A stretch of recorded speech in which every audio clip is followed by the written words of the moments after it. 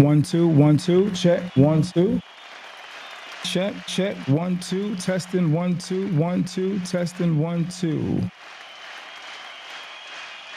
testing 1 2 testing 1 2 check mic check 1 2 1 2 check 1 2 1 2 check 1 2 tested 1 2 1 2 check no sound. All right, still checking. Let's see.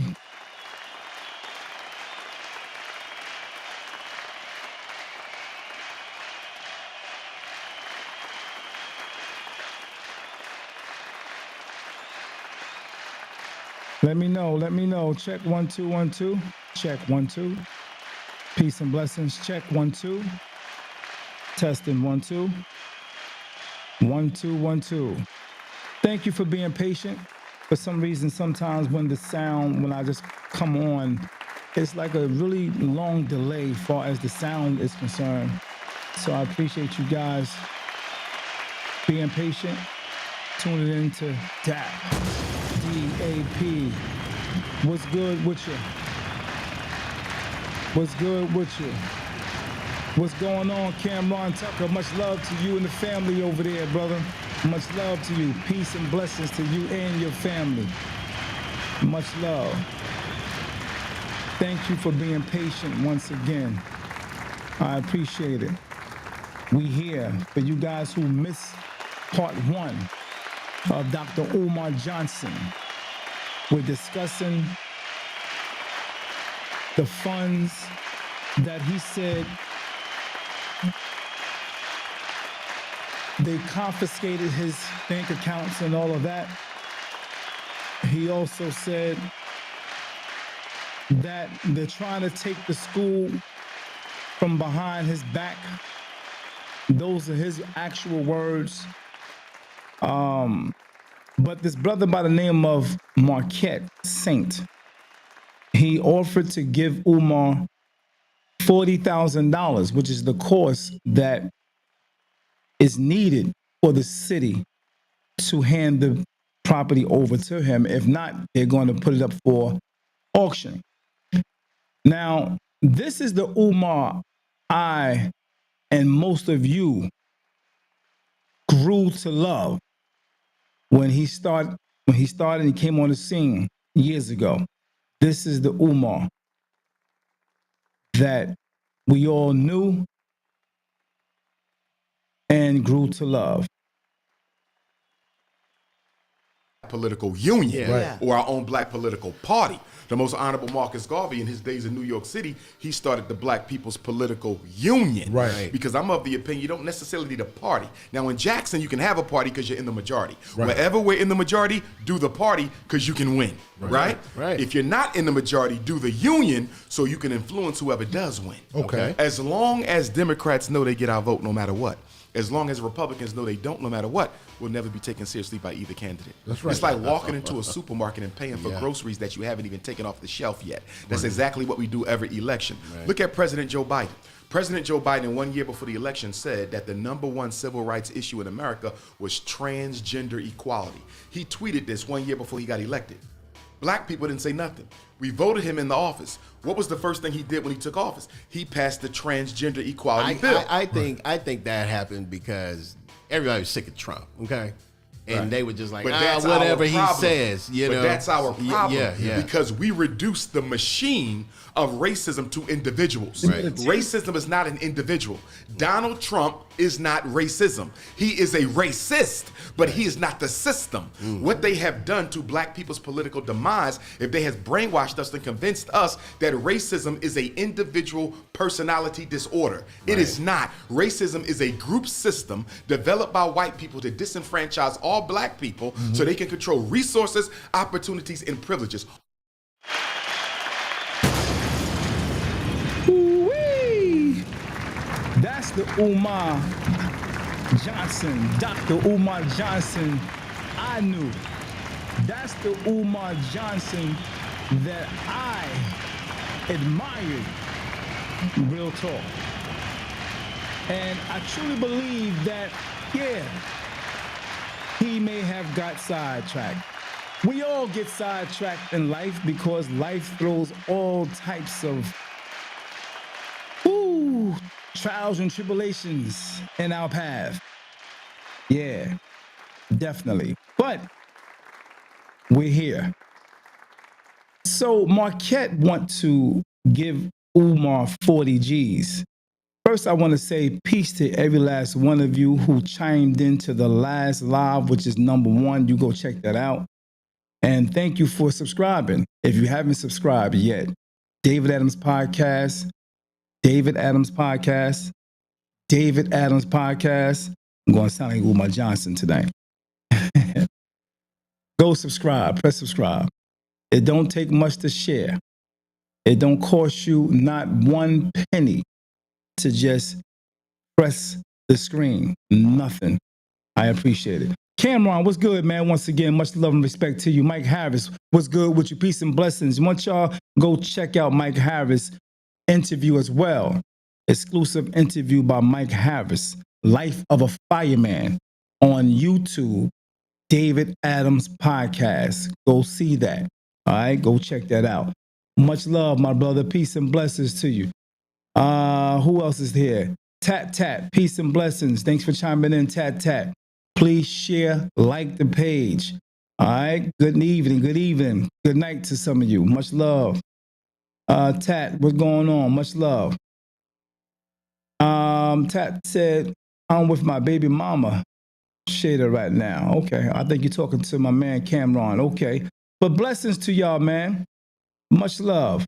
Go ahead and like the page so we can get the algorithm rocking. I appreciate if you can do that. For those 2, 3, or 4 who's here, I appreciate if you can do that. Like the page. Just like it, man. Or share it as well. Pretty much, very much appreciated. Oh, you already know, Brother Mike. You already know, man. And I want to say you did a great job during that interview. I mean, you let a lot out. We're supposed to be doing part 2 soon as well. So make sure y'all look out for that. Mike Harris, The Life of a Fireman. He laid it all out on the table. He put everything out. He was very transparent that day. So y'all go check it out. Once again, on YouTube, press subscribe first. All right? And show some love. All right? Life of a Fireman, Mike Harris.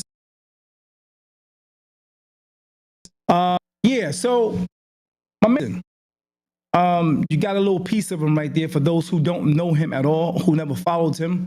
I followed him for years. He recently bought, well, not recently, he bought some buildings a few years back, and people are complaining, the ones who donate. He raised approximately $750,000 to purchase these buildings. And people are asking questions. They basically want to know why the building isn't done yet. Now we're at the point where they're asking why is the building about to be auctioned or taken from you by the city. The city put up numerous flyers or letters on the building. They emailed him and all of that. And they saying that he never got back to him. Umar said that they're trying to steal the building. They notified him by April, which documents have shown they notified him last year about this situation, wanted him to basically, correspond with him. If he don't do this, if he don't do that, this is going to happen. So here we're now at the point where the school or the building's about to be taken, and this brother by the name of Marquette wants to put up the money so that it don't be taken. But I just want to give you more insight for those who don't know Umar, who he was, who he is as his character. I think he was a great orator, a speaker, a very good lecturer, a man who can retain information and regurgitate it back with no problem. He mesmerized the people with his wisdom, knowledge, understanding of history. He a great visionary, and I think me personally, my opinion is I think he should have stayed in that lane of lecturing and leading in that way because that's his gift. That's definitely his gift. Um, I think that he took on the job of putting the school together, which is a great idea. Um, but through the years, it's been a long time, and nothing really have happened with the school. Nothing have materialized, and people are just asking questions. So again, here is Umar at his best when he was rocking out a few years ago. All white people are racist. Everyone. Everyone. Everyone. Right. There's no white person who's not a racist. Let me finish this point because I want to make sure you understand it. When I say all white people are racist, that doesn't mean that they're all bigots. Right. There's a difference between being a racist and a bigot. Okay. A bigot, I hate you because you're African. Okay. A bigot, I want to kill you if I can. A bigot, you're the N-word to me. A bigot is emotionally committed to your destruction because you are black. The racist is committed to control of the resources and opportunities and privileges that you need in order to survive. In other words, I can like black people and still be a racist. Right. Because my racism is not about hating you. It's not about something being wrong with Africa. It's not about your inferiority. My racism is about one thing: keeping white people in charge. Gotcha. And this is why black people don't understand racism. We think white people gotta hate you to be a racist. No, they don't. They simply have to be invested in what? The disproportionality, the inequality, the racism, the discrimination, keeping the resources in white hands. It has nothing to do with personal relationships. And this is why when black men lay down with white women or black women lay down with white men, your mate is still a racist. That's sex. That's a family. That has nothing to do with their obligation to keep white people in charge. Yeah, that's what he was known for, dropping jewels just like that. That's what he was known for, dropping them jewels, man. And that's one of the things he was respected for. Yep, that's one of the things he was respected for. But moving forward, Marquette offered 40 G's, and we want to see if Marquette will be successful in his offer. So let me just give you a piece of what Marquette was talking about.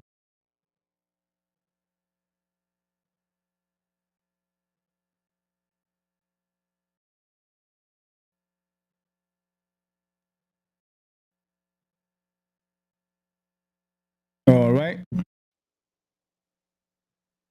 Give me a minute.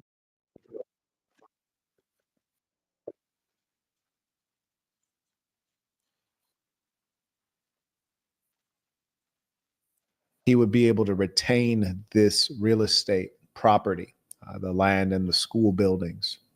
So my offer is to, pending, of course, an inspection, and this can all be private between Dr. Umar and I, the inspection, the results of the inspection, the state of the actual buildings, all these things, because I do acquire distressed assets. This is clearly a distressed asset, and I think that we benefit potentially students that could learn there at the FDMG Academy. Honored and not wasted. It will make sure that Dr. Umar is able to continue on the journey that he's on.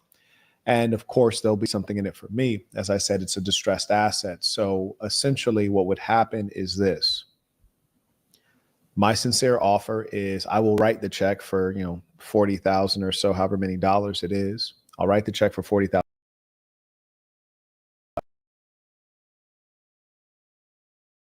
Just properties, and if they meet at least a reasonable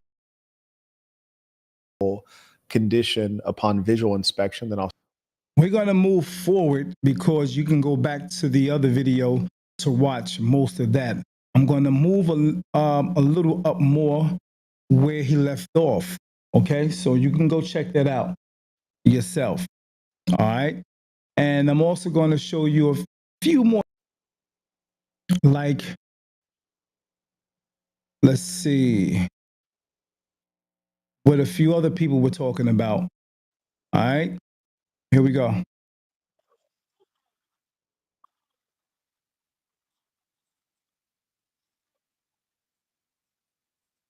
They're gonna take them buildings away from you and sell them. Whose fault is it? Is it Lennon Honnor's fault because he's been shining a light on your ass for the past several years? Is it Lene's fault because she put out the business about your ass after you came after her son? Is it Mary Ann's fault because you tried to scam her out of the movie that she did based on your life that starred you in it, even though it's her intellectual property, and you tried to sue her for $500,000 and she wouldn't shake at all? Is it doggone Zora's fault, the woman that you went off on because she was dim that day and she went over to Tasha K and talked about your ass? Is it Tasha K's fault, nigga? Conscious stripper. Is it her fault that you? So there are a lot of people who were donors, and there are a lot of people who are haters. There are a lot of people that are, standbys and just on the fence watching, that had a lot to say and that is saying a lot today. The algorithm is running rampant with Umar Johnson, and still I think he has I still think he's a good dude. You know what I mean? I don't want to write him off completely. I definitely don't want to write him off because I think he started out with a great intention. You know what I mean? A great intention. So I think sometimes, like I said earlier, sometimes things get in the way. Things get, you get distracted by some things as well. So we're going to go on with Marquette so he can finish up what we started earlier on part one. Again, this is part two. Go back to part one.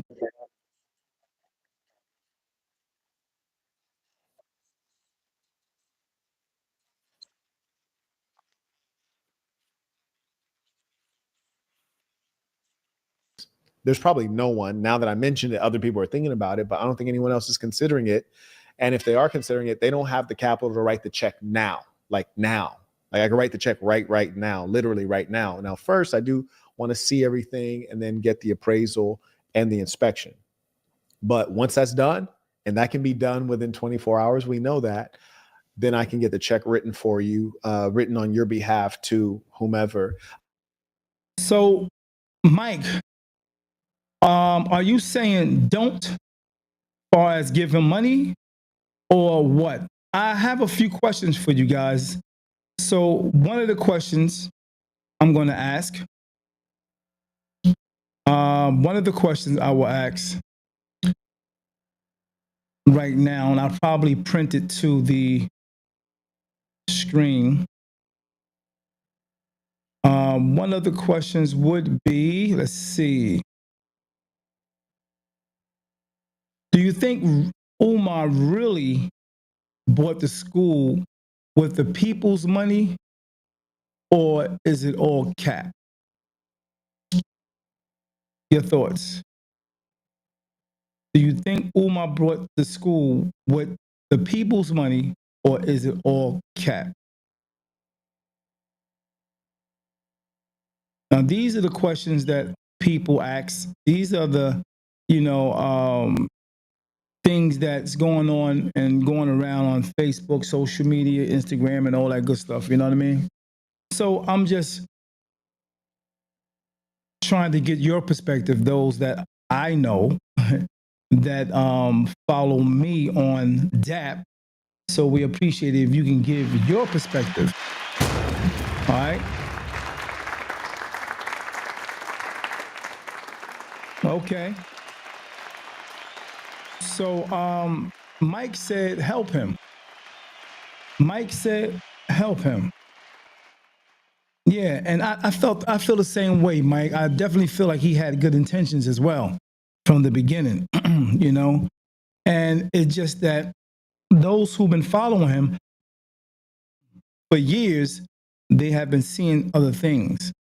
Let me let you know what they've been seeing, what they've been hearing, what they've been watching, what they've been witnessing, also from out of his own mouth.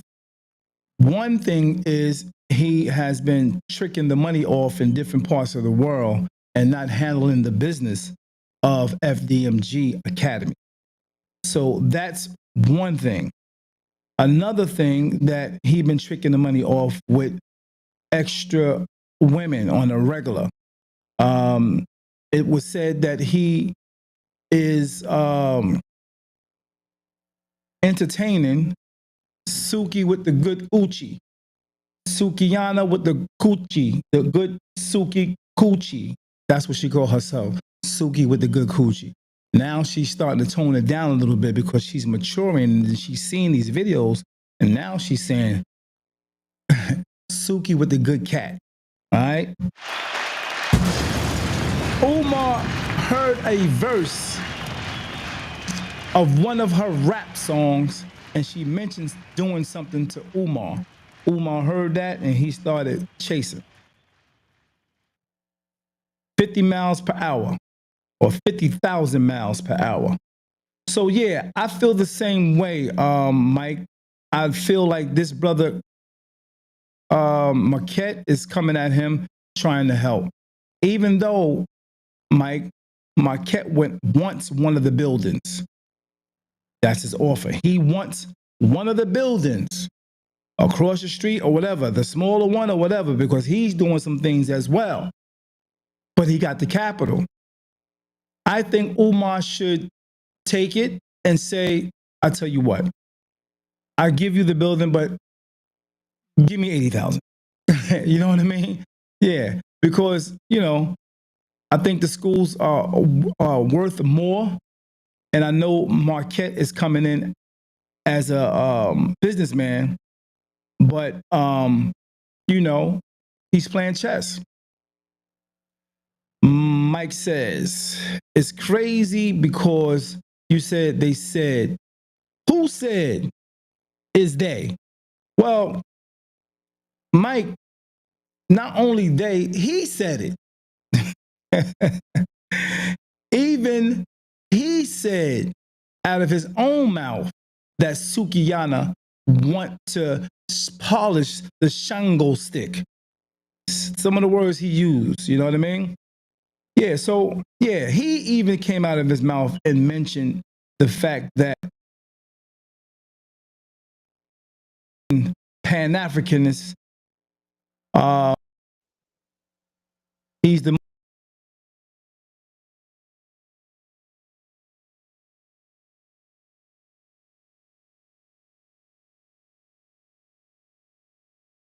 ladies love the King Kong of consciousness. The ladies love the King Kong of consciousness. That's my man. But yeah, so that's the situation he's in. Let's go back to Marquette, see what Marquette is talking about.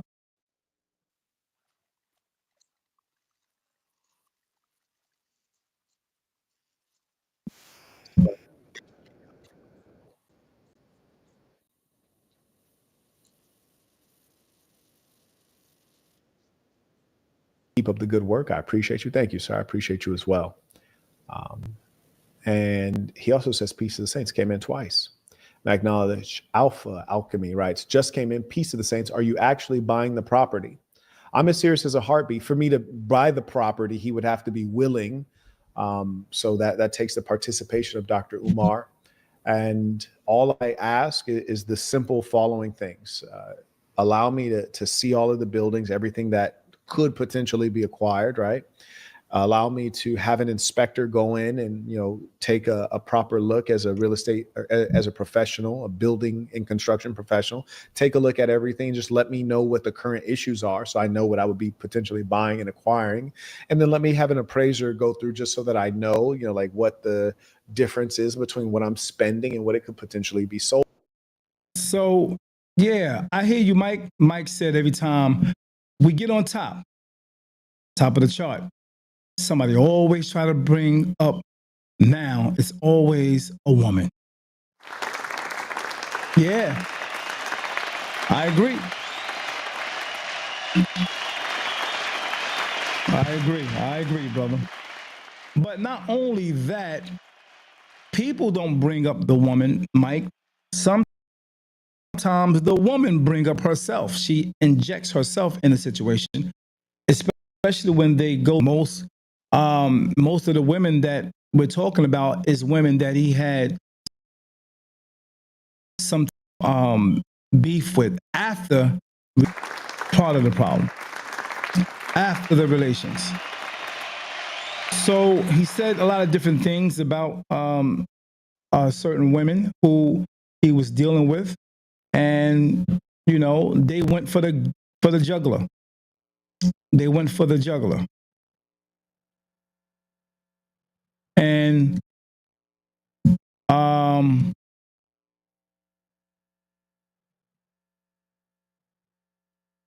it came out. They came out hard on him. You know what I mean?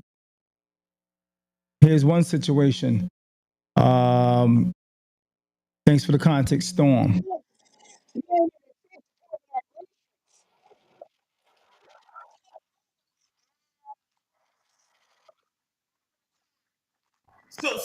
was lying to some women saying that he had a car, but the car was in the shop. That nigga don't got no car. This is the woman he was dealing with, and she was taking care of his mom.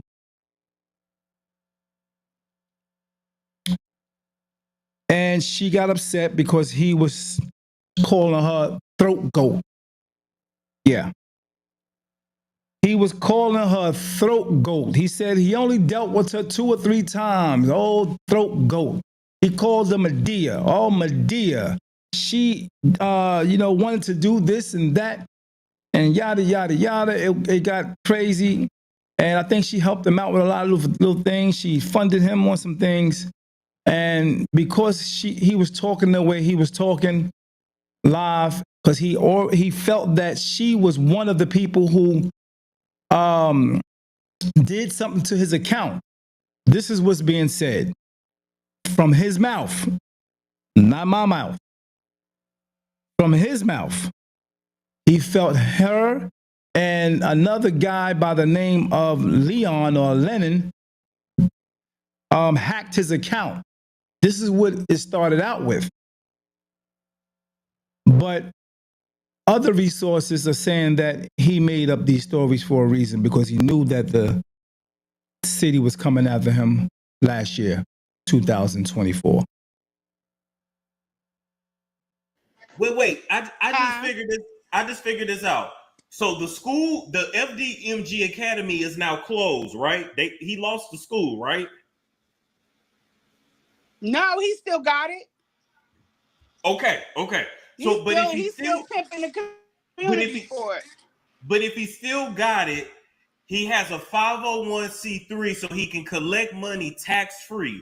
So he's considered a nonprofit. So I almost wonder if he's collecting all of this money under the nonprofit. He never has to pay taxes, and then he uses that money to trick off on hoes and pay his child support and not actually amass anything. He got his mama still living in filth, and he has nothing to his name. Breaking up, doing. I agree with you, Mike. My comment was that's why you have to always keep your eye on the prize. Indeed. Once you deviate from that problem, automatically, real talk, this is a fact. I think that's why they say it's important to be married. Yeah, I can see that. Because the distraction is definitely coming, man. And if your tank not empty and you're single doing these things or whatever, and you don't have an empty tank, you going to go fill up. So ladies,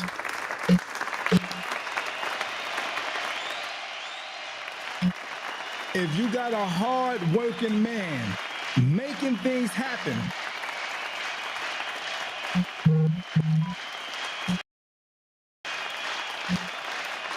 keep the tank full or the tank. Don't let the man, you better empty the tank on the regular, happily. When you got a good man doing his thing, making things happen, trying to change the world and all that good stuff. So, yeah.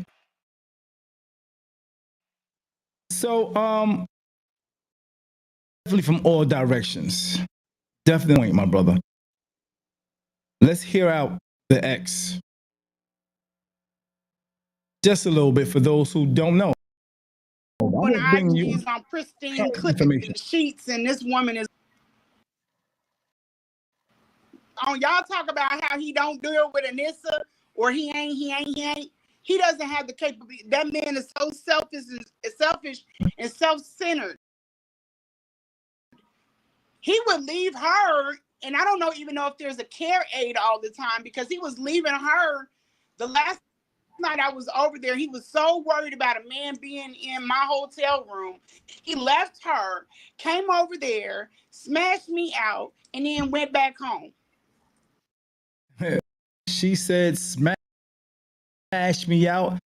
Or saying things like, "Want Dr. Umar or King Kong consciousness, King to smash them cookies."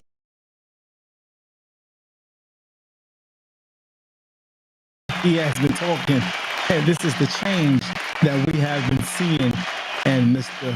Dr. Umar Johnson. All right, so getting back to the deal with Marquette. I'm gonna be hopping around, okay? So just to basically fill some of you guys in that don't know what's going on. Get back to Marquette, the one who was trying to give this offer to Umar.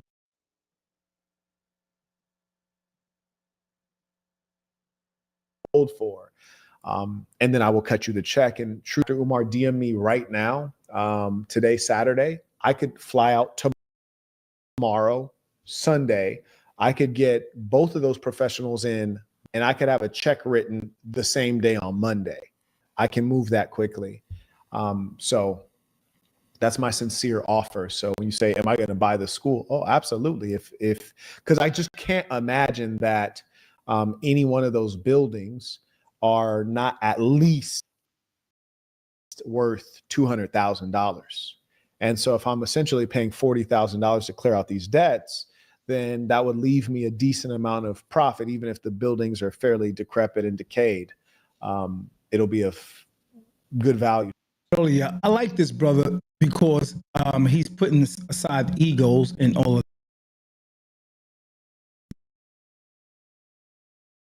and he put that to the side and coming to the brother since to help him out, but wanting something for himself as well, which is one of the buildings.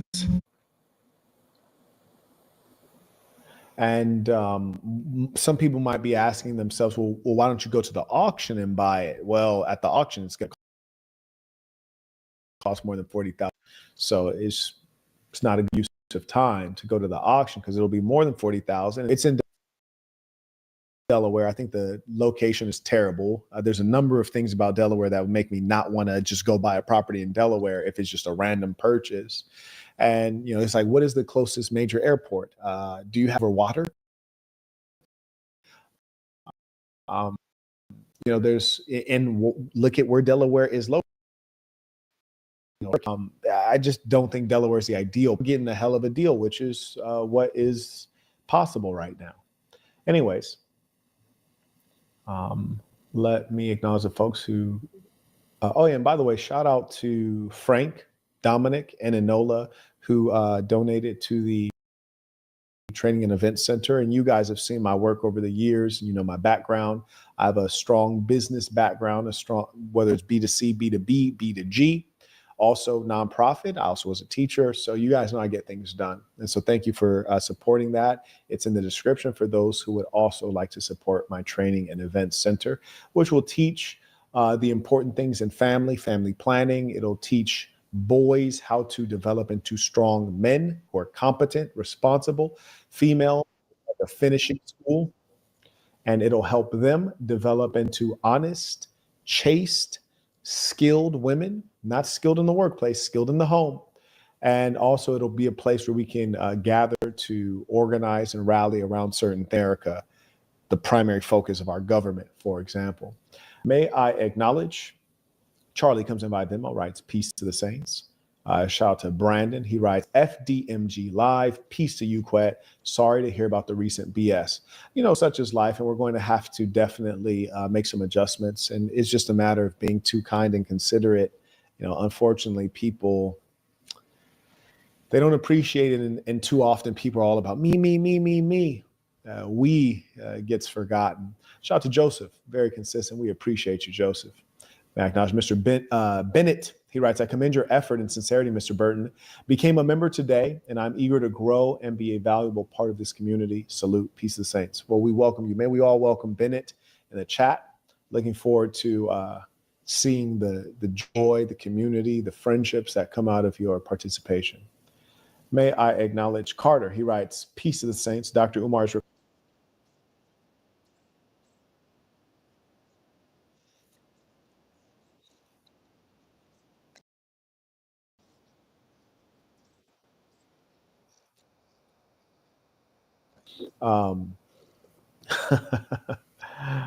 may I acknowledge PCFX supporting the work, came in via PayPal. May I also acknowledge Rex, and he didn't even say anything.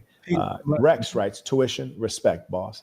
May I also acknowledge Morris writes, hope Dr. Umar puts aside his ego.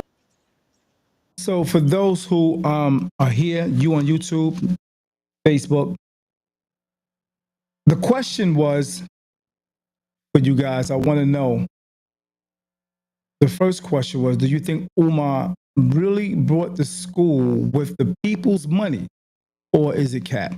All right. And why do you think the school's still not open after all these years?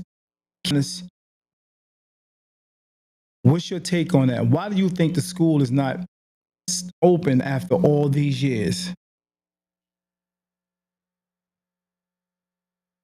Accepts this offer. Thanks for doing this, Peace of Saints. Yeah, and I'm not here to accuse Dr. Umar of having an ego, and I'm not here to suggest that I don't have an ego.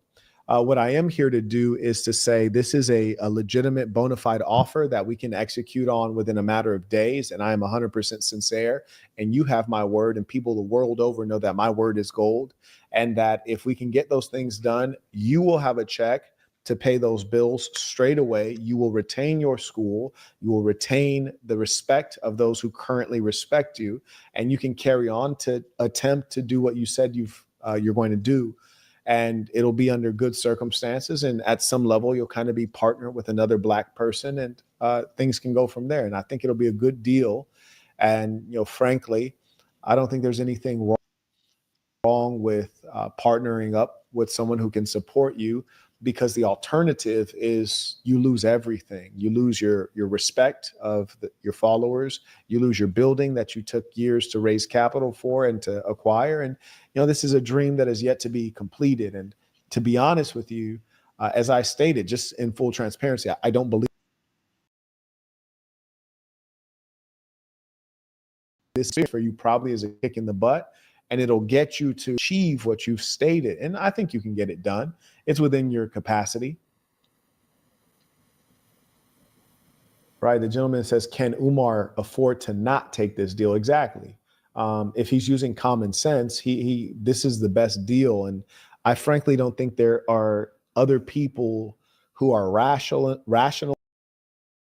enough, who have the experience and the capital, and are willing to do the deal with Umar, given the track record. So I think that this is a golden opportunity for both of us, and I'll absolutely get it done. And it's in full sincerity. And as I said, every communication between Umar and I will be confidential, upon my word. May I acknowledge, shout to Saeed. He writes, much respect, Marquette. Appreciate you. Quinsley writes, peace of the saints. Thank you for the lessons. Yeah, I really like this guy. Once again, for those who chiming in, he's offering a proposal of $40,000 to Umar so that he can keep his school, because it's supposed to go on auction. the 25th, which is a few days from now. Let's get to some of the information that Umar, I guess, put out recently.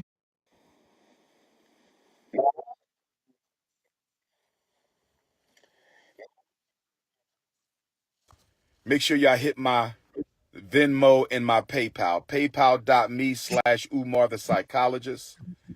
PayPal.me/Umar the Psychologist, or tap my Venmo. Text me for the links to donate to FDMG. We still haven't got our refund. We still haven't got our refund. So, not only are the accounts frozen,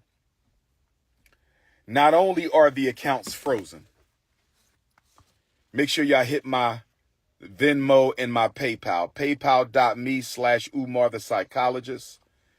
PayPal.me/Umar the Psychologist, or tap my Venmo. Text me for the links to donate to FDMG. Text me for the links to support Dr. Umar. 215-989-9858. 215-989-9858. On August the 5th, brothers and sisters.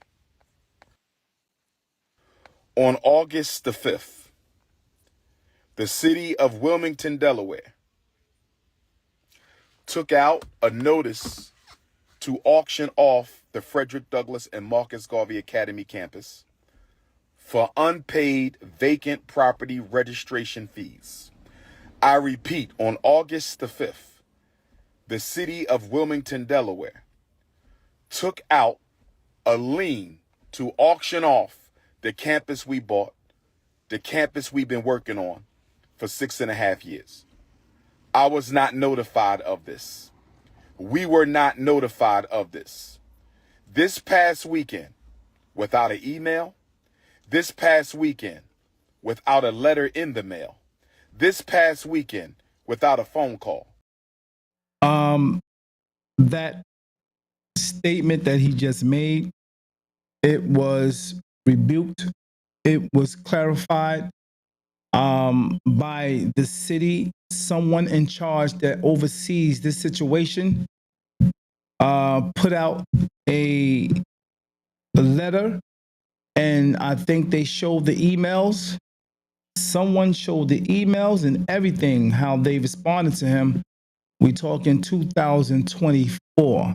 They are bringing the receipts heavily. You can look it up yourself. It's all over Facebook.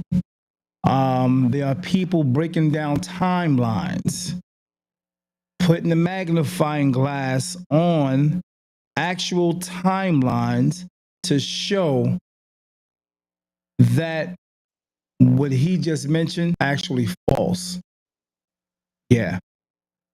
So one guy by the name of, I think his name is Lennon Anna, and he was breaking this thing down heavily. If you go check him out, you need to check him out.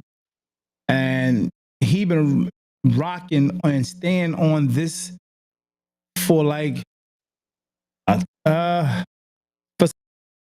some time now. Yeah, for some time. He been going in for a minute. And go check him out so you can see what he's been talking about. Because the brother is deep, breaks stuff down. Let's see. Let me see if I can grab my man Lennon. Let's see. Here we go. Lennon. Breaking news. Here we go.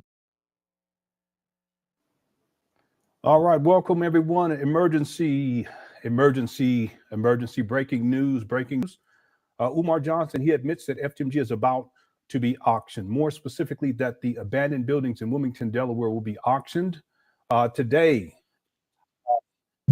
August 12th of 2025. It's a Tuesday. I broke this story on Friday, this past Friday, August 8th, I believe, of 2025. And here we are today. Umar admits what I told people a couple of days ago.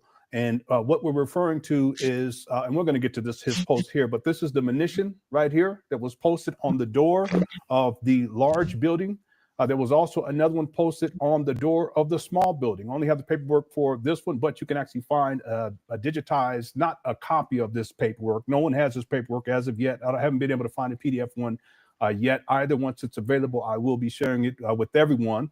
But this was an exclusive. Broke this story on Friday.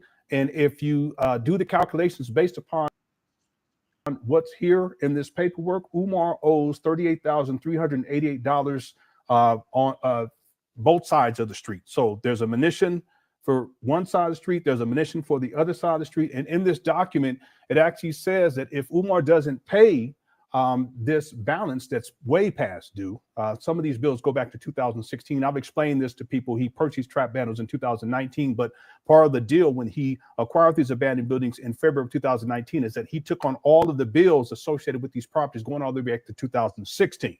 Okay, you donors paid for that. See, so if you add all of it up, what's past due, $38,388.22. Again, I broke the story on Friday. Now, the monition here, it outlines that if Umar does not pay this bill within 20 days of August 5th of 2025, because that's when it was filed, that the city of Wilmington will take the next step, which would be to start the process to sell the property at a sheriff's sale. Okay. Now, mind you, I just want to make a point before we get into Umar's video that he just posted maybe about an hour ago. Umar didn't know about this. He didn't know that these things were posted on these doors, because if he had been up there and handling business, he would have saw that and he would have taken them off of the doors. So that's number one. It goes to show you he's not handling business. He's traveling all over the world. Furthermore, he's not handling business because he's known about this particular issue for some time. In fact, this whole thing about his accounts being frozen, this is Umar. He set the stage for this because he knew it was coming down the pike. He knew this was coming down. This makes sense? This is how diabolical Umar is. He crafts a whole narrative about that.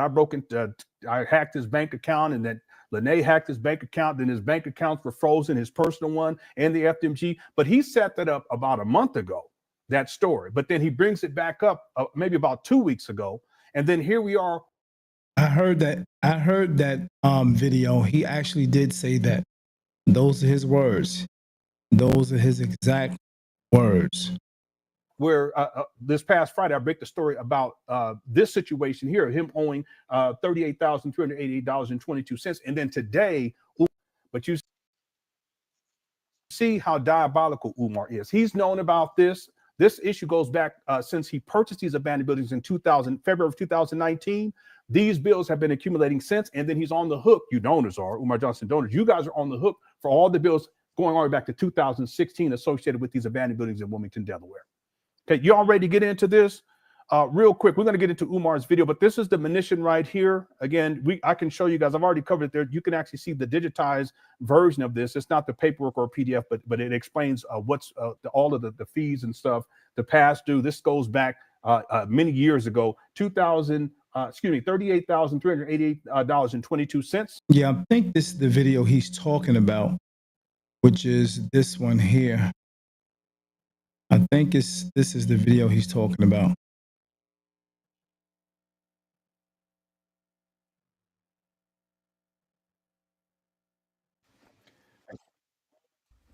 The city of Wilmington put a notice on the door handle of both of our schools, informing me that if we don't pay the past due vacant property registration fees and outstanding utilities by the 25th of Black August, they will sell our campus. Brothers and sisters, can I ask you a question? Why were we not notified that they were going to try to sell our campus? Brothers and sisters, why are they trying to sell our campus at the very moment that our accounts are frozen? Brothers and sisters, is it a coincidence? Is it a coincidence? Is it a coincidence that the city of Wilmington is trying to sell properties that we own and have been working on continuously behind our backs? They were going to sell our schools behind our backs. They didn't even tell us that they were going to try to sell our schools. We received no notice in the mail. We received no notice by email.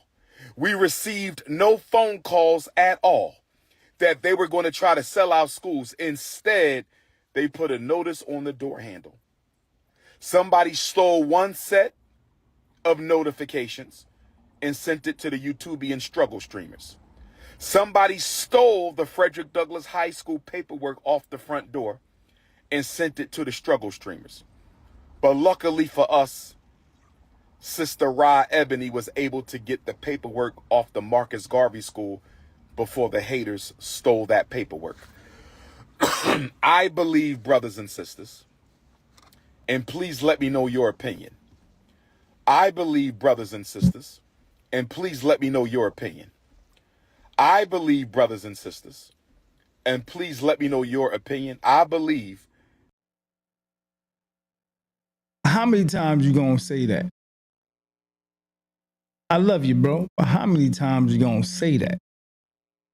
I think he's thinking of something to say when he say that many times.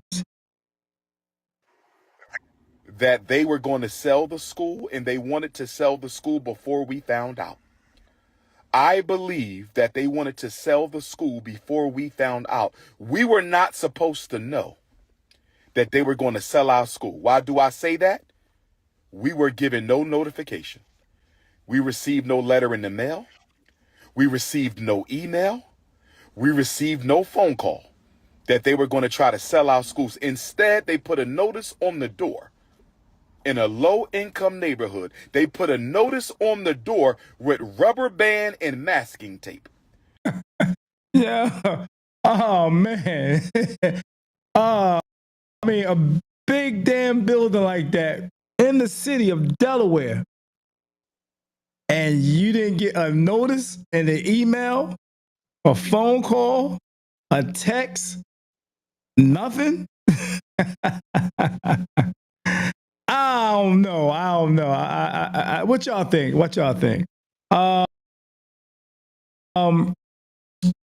Mike said, my notice every month. The gas company sends me a notice every month. That's a fact, bro. I don't think, come on, man. Come on, Umar. Come on, my brother. I don't know. The mortgage company sends me a notice every month. Yes, sir. That's a fact. Umar is, I think his back is against the wall. You have people in Delaware who actually going out and getting this public information and seeing that's the problem.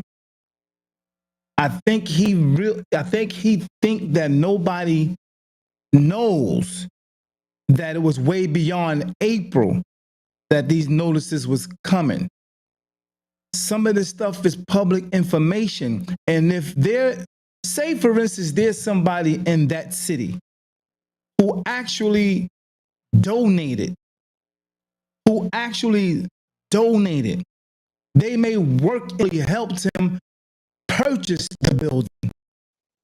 What if that person that believed in Umar said, you know what? Because the way he moving and the way he talking, and I got access, I got resources, I'm on the inside, I'm going to help him purchase this building. Not only am I going to help him, I'm going to donate $20, $15 as well. Now, what if, I'm just making you think. That's what I do. You know, I'm making you think. I'm giving you another perspective. What if that person was rubbed the wrong way by Umar? What if that person not only was rubbed the wrong way, but saw some things and seen some things in his character, seen some things or heard some things that he said in certain meetings and did not follow through? What if?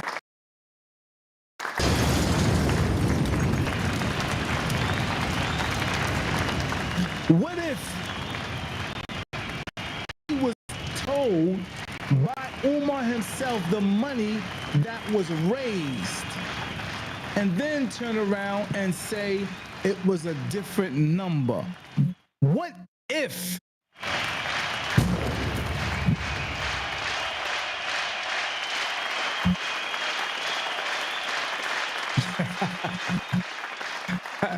So here's another question. Here's another question. Here's another question to you guys. Here's another question to you guys.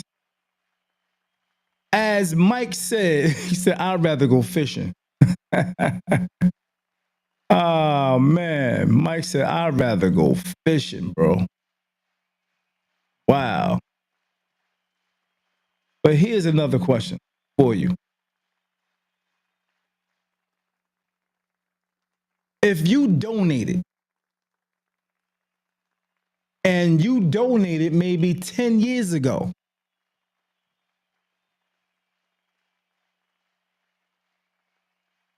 when he first started talking about FDMG,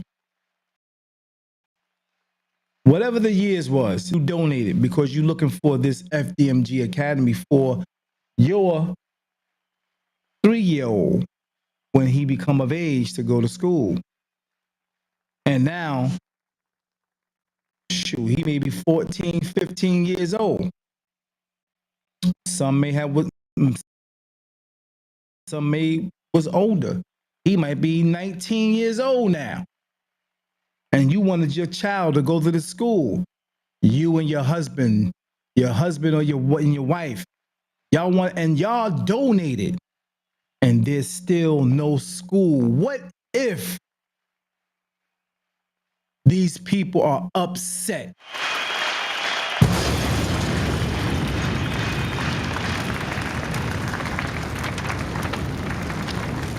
Would you feel played? Would you feel played? Would you feel disrespected? Would you want your money back? Because a lot of people really want their money back. And that's a fact. People want their money back, or people want to discredit him. People want to assassinate him, his character, because they felt slighted. So I think that's part of it. But how do you feel about that situation?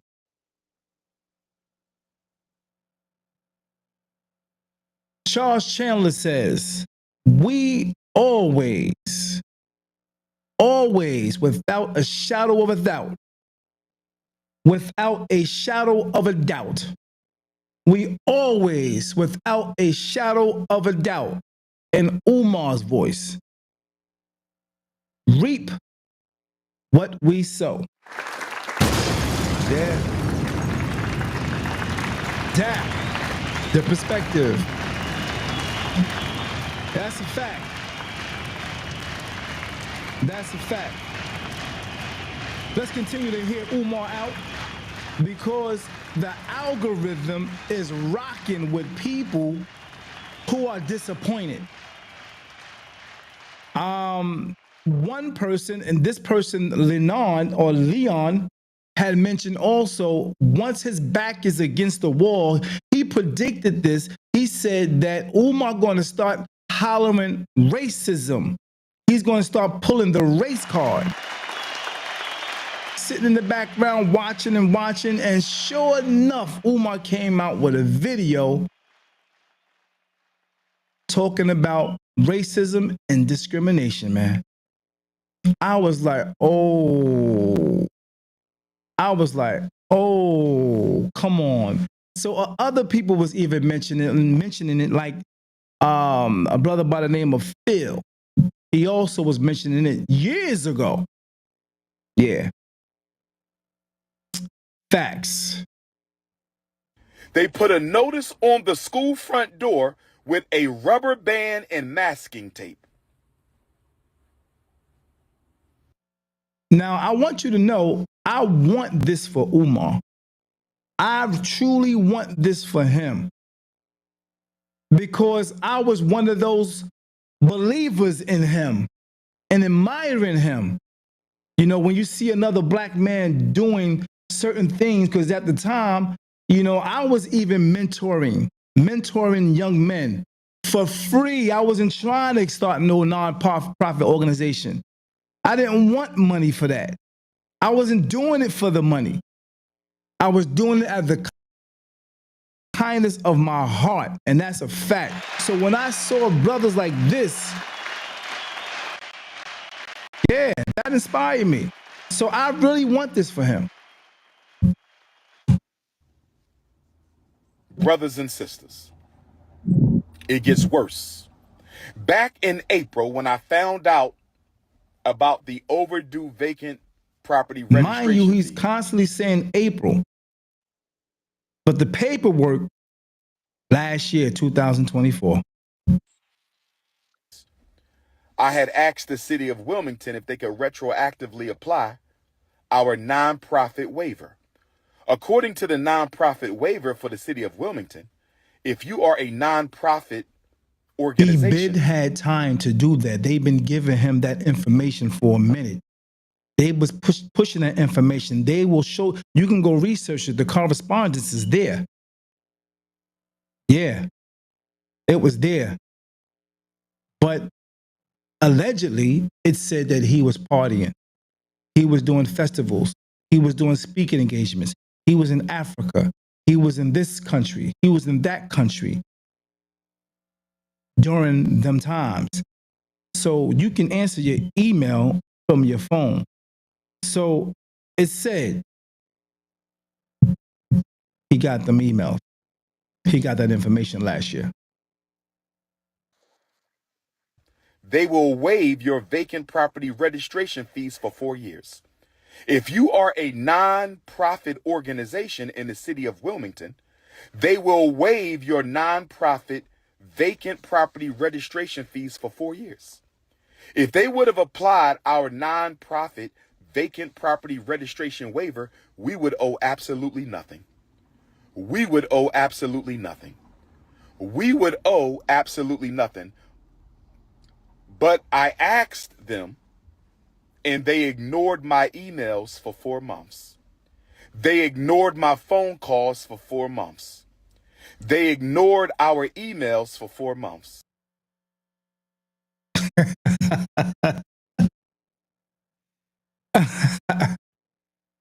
Oh man, the city ignored your emails for 4 months. The city ignored your email for 4 months. The city sound like reverse psychology, man. I don't know. I don't know. I think that sounds like reverse psychology. That's my opinion. I'm not trying to bring a black man down. So those who coming for me or want to come for me on that, just go do the research. And this is what I've come to. And it's like, it don't sound right because I've been watching. You know what I mean? It just don't sound right. It's not adding up. It's not adding up. You go watch for a while and you'll see also. Cause I told you already, I admire the brother. I'm behind him 100%. I'm definitely behind him 100%. Yeah. What you say, Chandler? My man Charles said, my mother told me a long time before I became a scholar, don't be no educated fool. Ooh. Sheesh. Deep, brother, deep. Deep point. Let's listen to some more of what Umar got to say, and then we'll go on to some of the other people who are bringing information, receipts, and all that good stuff. Because I really want to, like I said, I really want this for him. And it's not a diss, it's just observation. You know what I mean? It's just observation. It's just observation. It's just observation. It's just observation. They ignored our phone calls for 4 months, and instead, the first time I hear from them since April, the first time I hear from them since contacting them April, asking them to apply our vacant property registration fee He keep waiver mentioning April for a reason. to the past 4 years, so we would owe absolutely nothing. They ignored me since April. They ignored me since April. No phone call, no email, nothing in the postal mail since April. And the first thing we find out, the first time we hear from them since April, is a letter on the front door of the school, affixed with a rubber band and masking tape. A rubber band and masking tape. Brothers and sisters, as Leon said, what else they going to put up there? What else they going to have that thing stick up there so you can see it? What else they going to put up there? With it water? Oh man, this is deep. giving us 20 days. I'll be right back. Y'all keep listening. Back taxes. We already paid $30,000 for water that we don't even use. We just paid $30,000 to the city of Wilmington for water that we don't even use. And now we got to pay another $30,000 for vacant property registration fees that we shouldn't even owe because we should have a waiver. We should have a waiver. We should have a waiver. And it gets worse, brothers and sisters. It gets worse because they are raising the vacant property registration fee. They are raising the vacant property registration fee this fall from $5,000 a year to $12,000 a year. I'm going to say it again. They are raising the vacant property registration fee this fall from $5,000 a year to $12,000 a year. Brothers and sisters, I want y'all to get ready for a protest. I want all FDMG donors and supporters to get ready for a protest. We may have to march on City Hall, brothers and sisters. We may have to march on City Hall. He said, we may have to march. Talking about you donors, all the donors. You're going to have to march. That's strange. It just don't add up to me a little bit. You know what I mean? I mean, as he's speaking, it really don't add up to me. I gave you 5 G's about 10 years ago. Hypothetically speaking, I didn't give him no 5 G's. But say a person gave him 5 G's. And you've been waiting over 8 to 10 years for this school to come to materialize, and it's never happened. You keep hearing him talk about HVAC system, the floor, electricity, and once we get this, and we're gonna get this, and it's never happened. You had 3 or 4 grand openings, and it never happened. It never happened. One of the grand openings, people came from all over. People came from different states, different countries to check out the grand opening, and there were hot dogs, chicken soda, and a festival. No grand opening. Yeah, no nothing. And now we're here, and he's saying now, help me protest, or we gotta protest.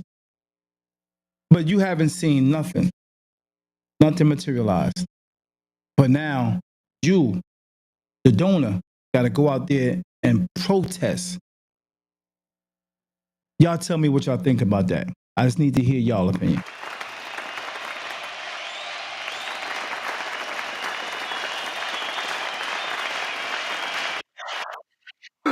because of the racism. I'm going to call it what it is, racism. Discriminatory treatment. Why did we get no notification that y'all were going to sell our schools? Why did you not respond to any of our emails to retroactively apply our vacant property registration fee waiver? Now, my thing is, if you want to prove this, put up the email. Show and prove. Show and prove. I've never seen Umar show any receipts of money, bank account information, far as the money he accumulated or got donated to him from the people. You never seen that. I've never seen it. And if anybody has, do me the favor and put that up. Because I want to believe him. And there's a lot of other people that want to believe him. All right?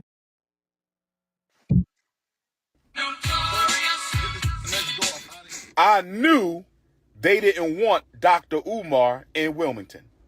I didn't know it was this bad. Did he just play one of the Biggie Small songs? Let me rewind this. Retroactively apply our vacant property registration fee waiver. I knew. Yeah, because I heard the knob go in. So he had that set.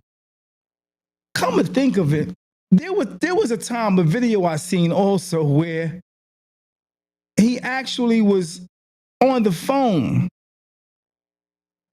And when on the phone,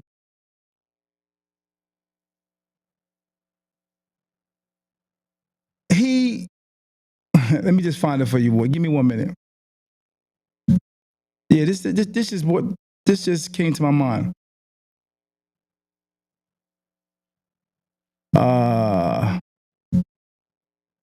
Let's see. Yeah, so here's a video with Umar on the phone, playing it off, right? Like he got some goons with him. So now I watched a lot of videos through the years. Sometimes I'll be in the barbershop, cutting hair, getting it in with my headphones on, zoned out, not paying attention to nothing that's going on in the barbershop but my haircut and listening to information from YouTube. That helps my time go by. So yeah, this video I seen, and I was like, hold up, man. Hold up. Did that just happen? This brother was on the phone doing a live. He was doing a live at first. The phone rang, right? Hear me out. The phone rang.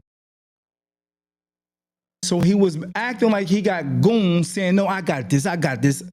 You know what I mean? Acting like goons are calling him saying, what you want us to do? We're going to make this happen, what? You know what I mean? Whatever the case may be, the words didn't go like that. There was no words. But I want you to hear and see how phony this shit was. It made me mad as hell.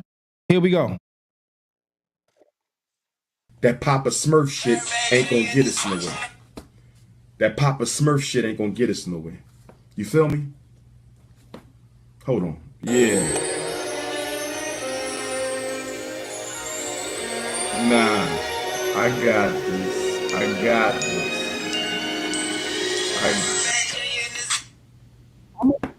So that Papa Smurf thing that one more time ain't gonna work. You feel so me? y'all can see what I'm talking about. I got it. Feel me? Hold on. Yeah. Watch the phone. Nah. I got this. I got this. And the phone rung and he pressed the volume down real quick so the phone could go off. I was like, oh, yeah, yeah. I was shocked. I was shocked. Yeah, I was shocked. But back to Dr. Umar.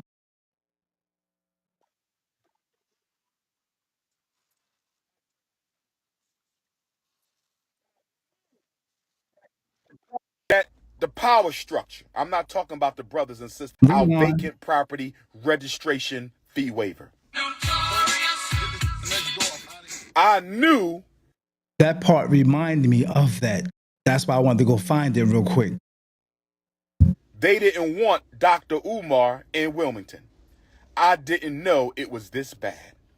I knew that the power structure. I'm not talking about the brothers and sisters in the community. They love us. Shout out to our Wilmington, Delaware family. Shout out to our Wilmington, Delaware family. They love Dr. Umar and FDMG. I'm talking about the power structure of Wilmington, Delaware. We knew they didn't want us in that city, but we didn't know they would go this far as to ignore us for 4 months and try to sell the school behind our backs. I didn't know they would go this far. Us for 4 months and try to sell the school behind our backs. I didn't know they would go this to sell schools that we've been working on 6.5 years behind our backs. So brothers and sisters, this is what we're going to do. We're going to fight like hell to get our money from the bank. We're going to pay off this vacant property registration fee waiver. And we might still have a protest at City Hall because this is wrong, brothers and sisters. I have emailed the mayor. I have gotten no response. I have emailed the chief of staff. I have gotten no response. I have emailed the city council president. I have gotten no response. So brothers and sisters, I'm going to meet with my team and we're going to decide if we're going to go ahead and have this protest. And it ain't I call this bullshit. Excuse me.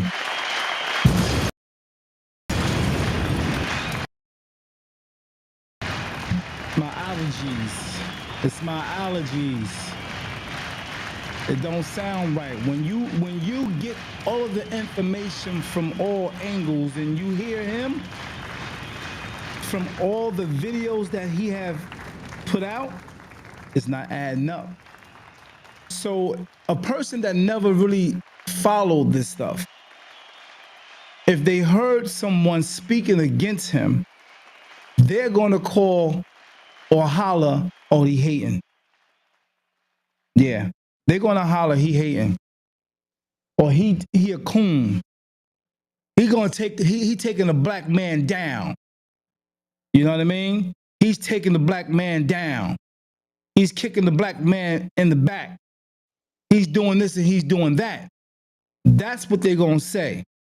But when you dig deep down that rabbit hole, you're gonna see. You will see. You will sit back and be like Arsenio Hall.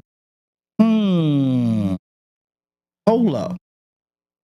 Didn't he say 2 months ago? Hold up. Last year, he said, hold up. 8 years ago, that's what will happen when you go down that rabbit hole. going to be one. Let's continue to listen. We're going to do multiple protests.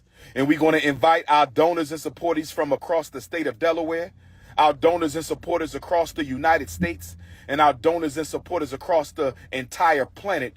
We may have to march on Delaware to let them know that you don't treat black people like this. Because if I was white, I wouldn't have been treated like this. If we were Asian, we wouldn't have been treated like this. If we were Arab, we wouldn't have been treated like this. If we were Jewish, we wouldn't have been treated like this. But we were treated like this because we were black. How dare you ignore us for 4 months and then put a sign on our door without even telling us that you're going to sell our properties? Brothers and sisters, why didn't we receive a certified letter? Why didn't we receive a certified letter? Why didn't we receive an email? Why didn't we receive a phone call? When they start saying, brothers and sisters, there come the oh, we not going to wow. quit. We not going to give in. The only thing left on the elementary school is to lay down the towel. We going to lay down this towel. and we're going to apply for our certificate of occupancy. We're going to lay down this tile, and we're going to apply for our certificate of occupancy. We're going to lay. See, I've heard this. I've heard this plenty of times before. I've heard this a while ago. I've heard this a while ago, but this video was like 6 days ago. Yeah. Or a few days ago. Here's a comment. Someone said he knew he owed that money since April. Where my IRS Africans? Where my delinquent paying Africans? My lean with it rock. Oh man, this is hilarious, man. Where my lean with it rock with it Africans? Where my tax owing Africans who might need their accounts unfrozen Africans? Wow. Yo, they've been clowning him. Don't get me wrong. It be some funny on this social media when it comes. It'd be funny, man. But I got to give it to Marquette because he didn't come with the clown stuff. He didn't come with, putting them down in the way. He came with helping the brother out, not kicking the brother when he down, wanting to help him, even though deep down inside he may feel that he not going to take the help. But he offered, and he did a live, although Umar has him blocked because of past stuff that they gone through. He's still reaching out. All right. So let's get back to Marquette with the offer.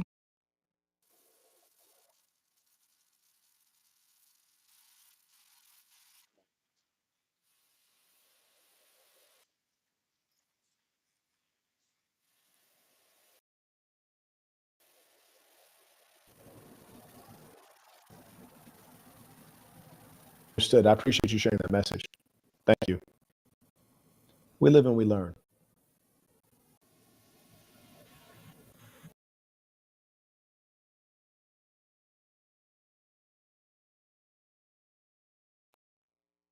The video forward.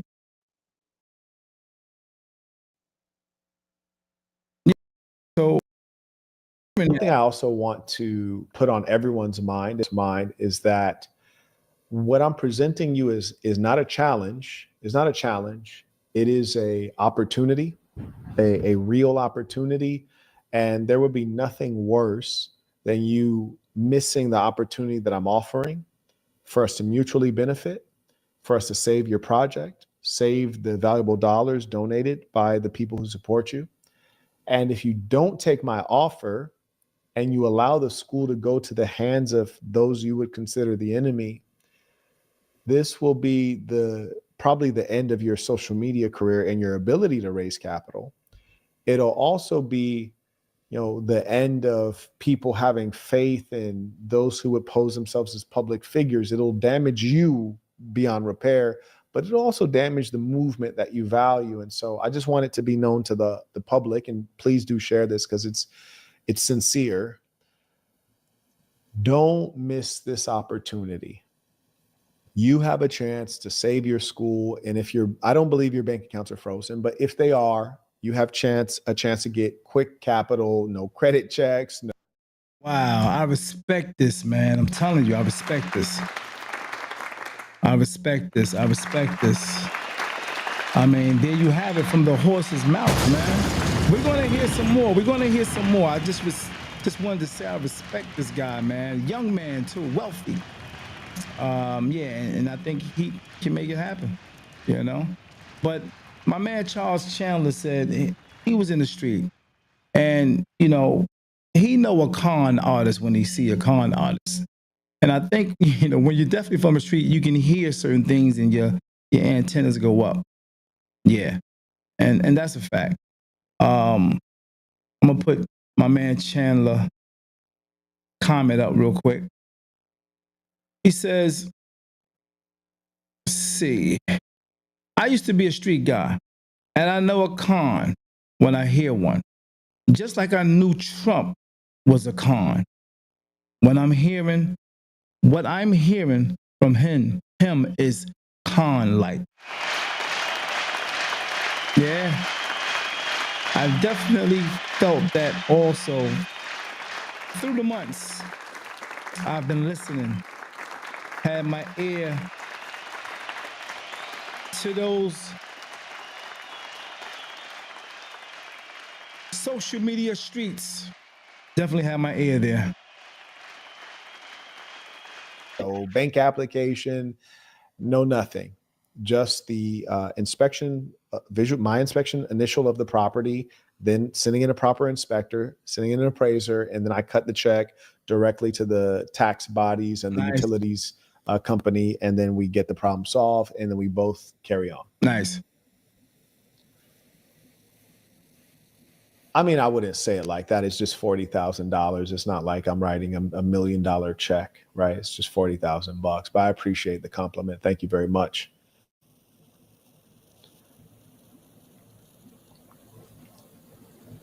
Okay. Now let's take a look. Before he go on, I want to ask the question: do you trust him with the $40,000 going to him? And most likely, he will answer that question.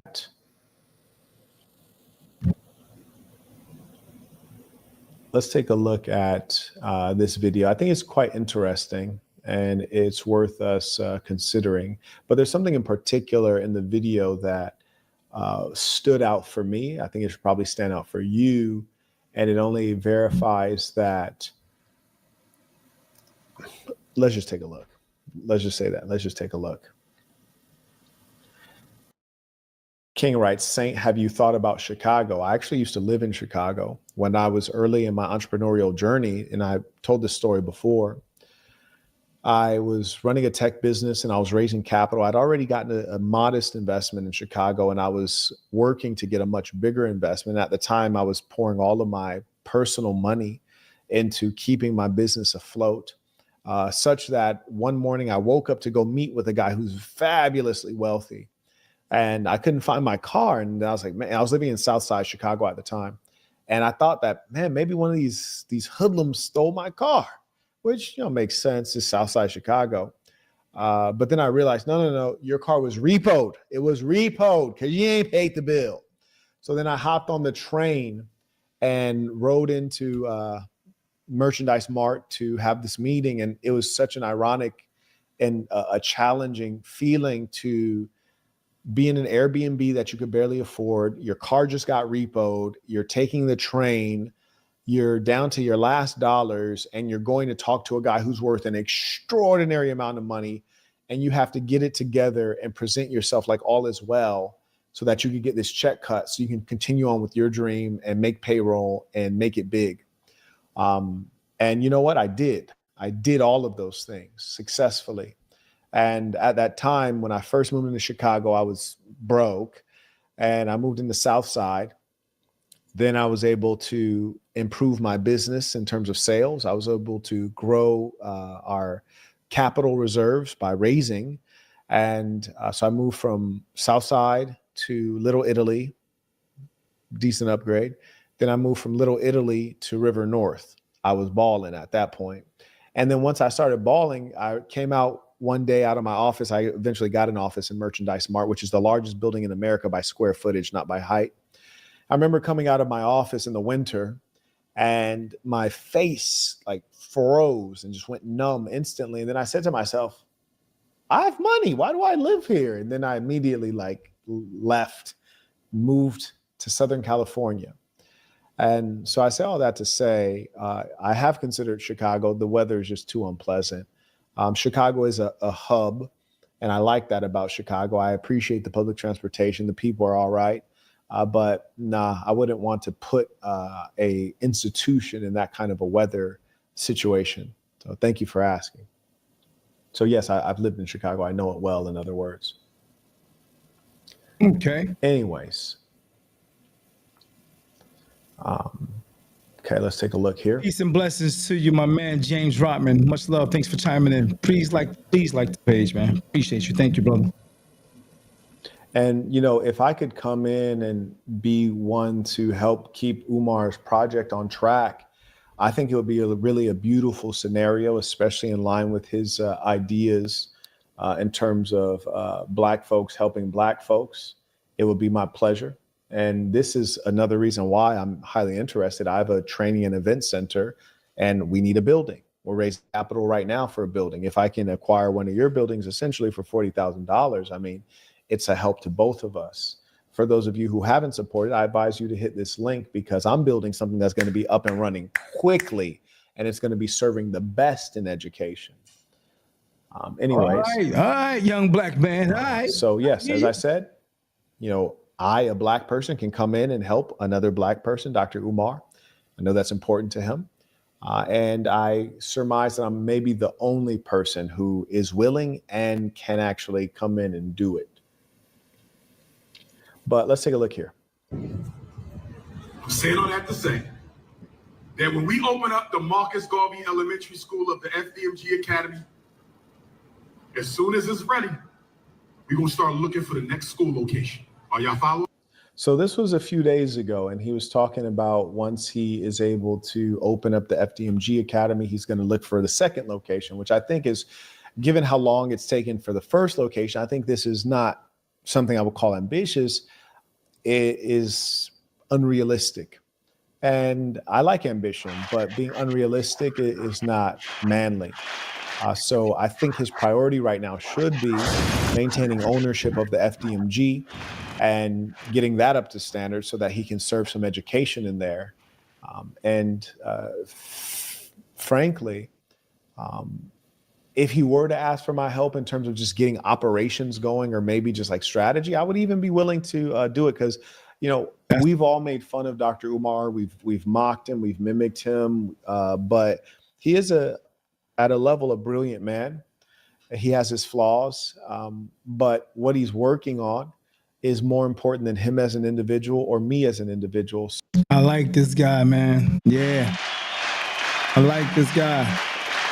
On point. On point.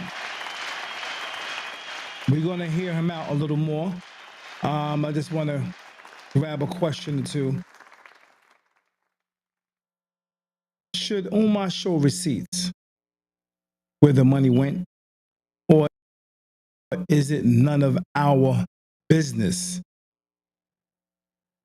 Not just is it none of our business, but is it any of the business of the donor? Is it his business? You can ask while we continue to listen to Marquette. So, I would certainly consider giving some level of support, not financial, beyond our business deal that I described. But right now, same claim that he just made. And that's why I worry that he might not accept my deal because his thinking may not be as linear and reasonable as we would hope. Shout out to Gray Fox, writes Marquette Devon Burton, the GOAT. Oh, indeed. So for those of y'all who do real estate in New Jersey, I don't care if it's Newark, Trenton, Camden, Jersey City, realtors in particular, I need you to find me. Okay, pay attention to this. That's a money drain. Pay attention. We don't want no damn castle. I want you all to listen closely. He stated, find me a nice little school. Now,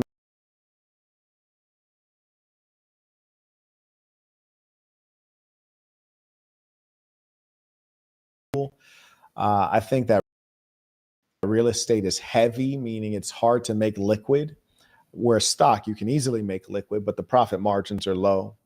And with real estate and stock, I like to use them more as a store of value, like kind of like a bank account, so to speak, as opposed to a tool of wealth creation, especially if we're not talking about a significant amount of land. You guys who follow me, I like to buy land. Land is the significant amount of it. But anyways, listen to what he's about to say and just what lets me know that either A, he's just lying to these people, or B, he has no understanding of real estate at all. Listen to what he's about to say. He's talking about a school in New Jersey. I don't want Eastside High Pastor. No! Get me a school that got about 25, no more than 25 rooms. 25 rooms. I don't need 50. Okay, he said 25 rooms. That's a lot of rooms. 25 rooms That's a lot of money. is a lot of rooms. Okay, now listen to the cost. 50, 25 or less. If you find a school, Dr. Umar, they got 12 classrooms. Give me. Dr. Umar, we found a little school in Newark. It got 15. Now, here's the thing that also makes me question the sincerity, because he's saying like, hey, random people, find me a school in Newark. Well, all they could do is what you can do, which is to search on LoopNet or search on Zillow or search on some website. They don't know about off-market deals. They're not agents. These are random persons, mostly older Black women or single moms. That's a good point. Like, for example, I'm looking at probably about 13 deals right now. Most of them in the state of Florida and the state of Texas. And of those 13 deals, 4 of them are off market. We wouldn't have known about them except the real estate agent was like, hey, I know a guy who knows so-and-so, or hey, this was on market. They took it off market because of X, Y, and Z reason, but it's still available. You need to talk to experts, home sellers, school sellers. Those are the people you should be talking about in terms of bringing you schools to buy, not random people. So this kind of a thing. Hey, Pookie, you know how to paint? Pookie, can you fix this HVAC, this AC system? Yeah, just hollering out stuff and then get off stage and then grab the number and have them come and they just mess everything up. I find it to be quite strange, honestly.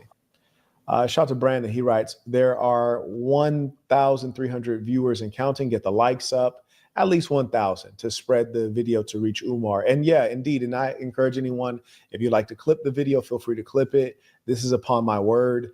And one thing I want Umar to know and anyone else to know is that you will not be set up for a joke. You will not be set up for failure. My word is a real thing. And I do real deals, and I have a track record of that. I'm talking about things that I can do. And to be honest, I'm not proud of it, but the amount of money we're talking about, $40,000, I've spent that in a matter of hours. That's what's up, man. He sounds sincere, man. I got to give it to him. He sounds sincere. Let's keep listening. Like on frivolous things. So I'll be happy to cut that check so we can get a deal done. May I acknowledge Shola writes, You're an inspiring legacy maker, great visionary, peace to the saints. I appreciate that compliment. Thank you. Peace to the saints. I acknowledge Kareem writes, Ifatunde. Ifatunde. I want to acknowledge my man, James Rodman. He said, sounds like he did better research on Umar and knows he got it wrong before. I agree. Yeah. Also, shout out to my man, Charles Chandler, who said, very nice, nicely explained by this young man. Yes, indeed. Yeah, that's why I like this guy, man. He also do a lot of different, content on relationships and things of that nature as well. The brother's pretty deep. You know what I mean? I watched him for a while. Very deep dude. All right. So let's go on. Listen to my man, Marquette.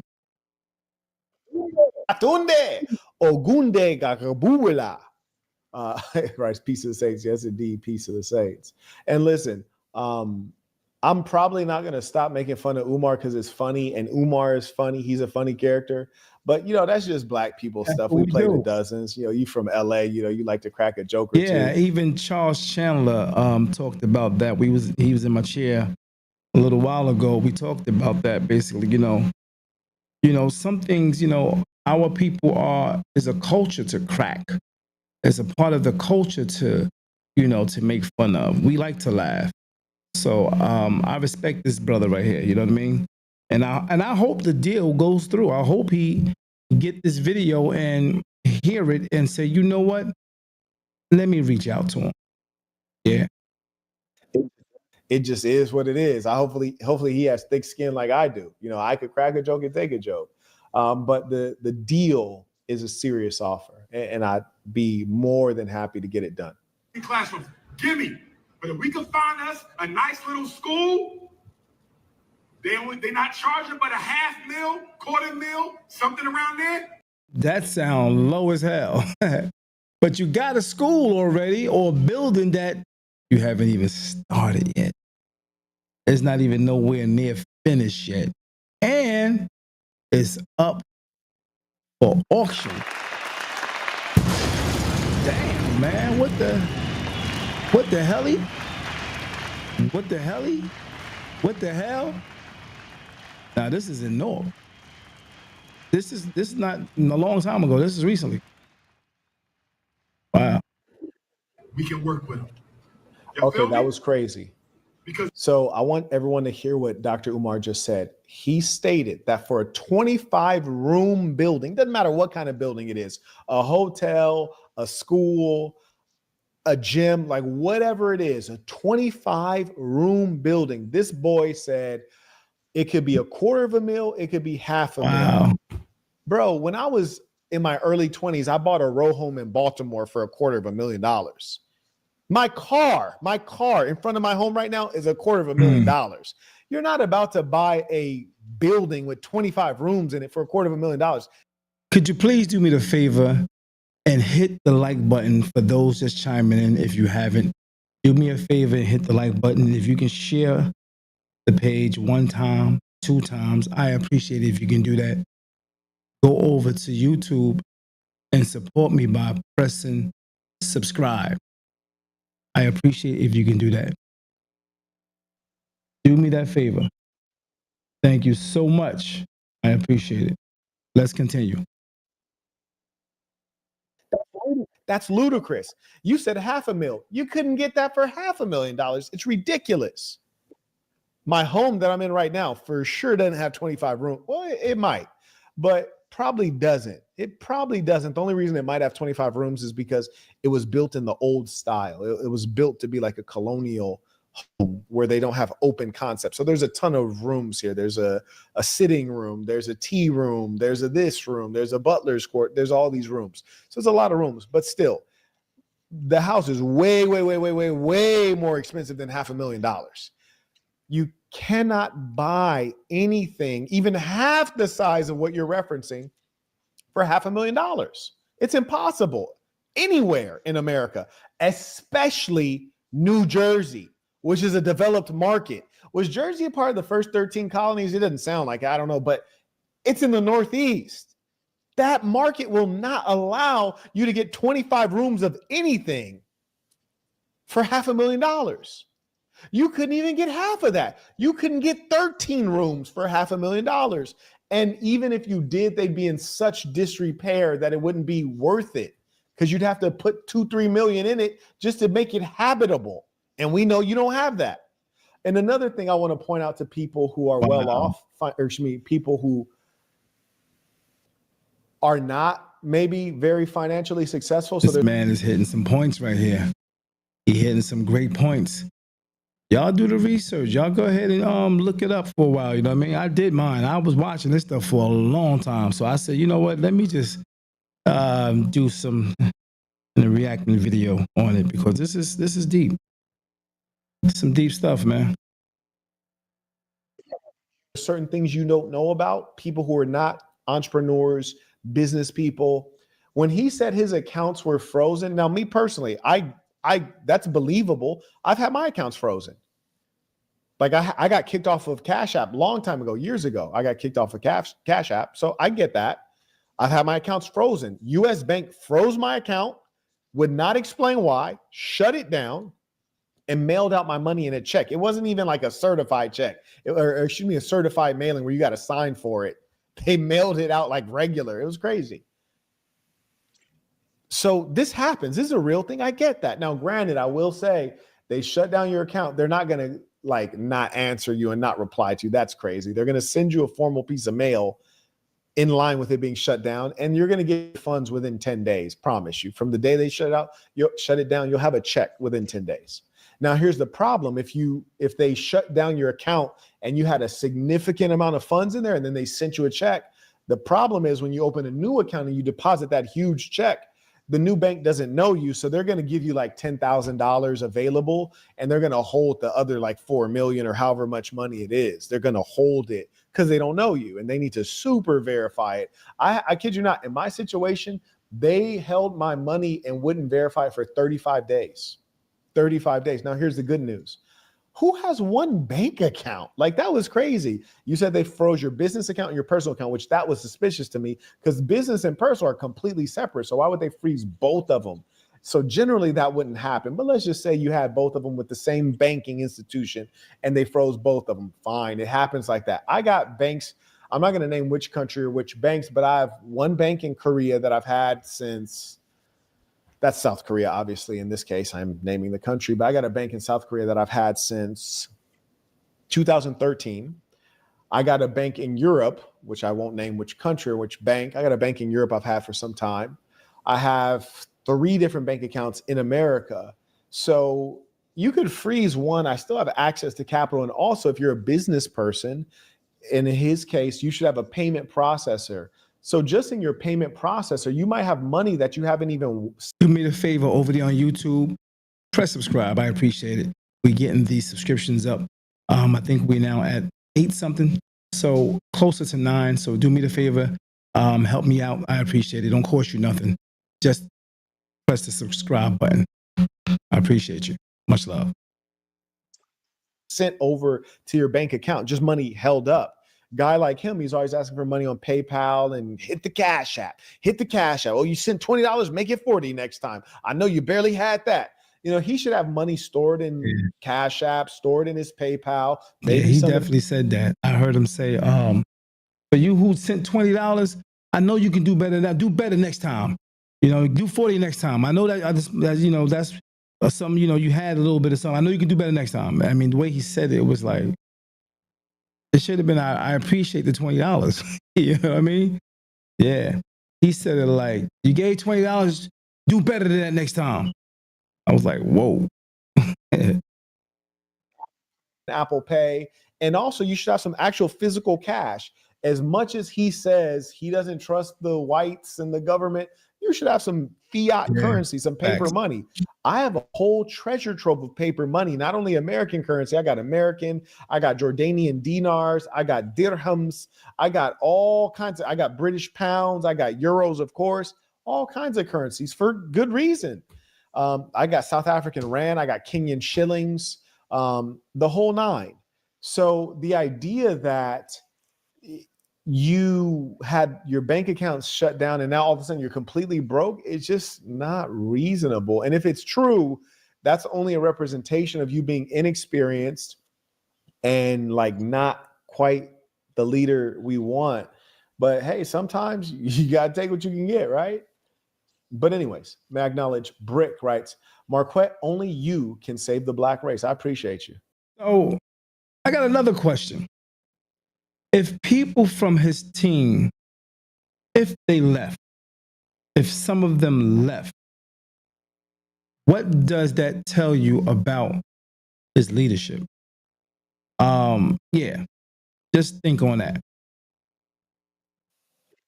I appreciate you. And we going bigger than that. We're going bigger than that. We're going global. The ism is not just for the black peoples of the earth, it's for all of the peoples. But certainly the black peoples will be lifted up. Once we open up the first school, the rest of them are going to start popping like popcorn. Do y'all feel me? That was crazy. They say the first one is the hardest one. That was insane. And the only thing we got left to do in the first one is what? So it's like, bro, just open the first one. It's honestly extraordinary how much he can fill people's heads and hearts with words. I mean, that's a hell of an accomplishment to be able to do that over a decade-long period. And people don't say, okay, man, stop the BS. Show me something. I mean, like that alone is really a talent. And one thing I have to commend Umar on is his ability to identify his target demographic, to romance them effectively, to extract from them at a high level on a consistent basis.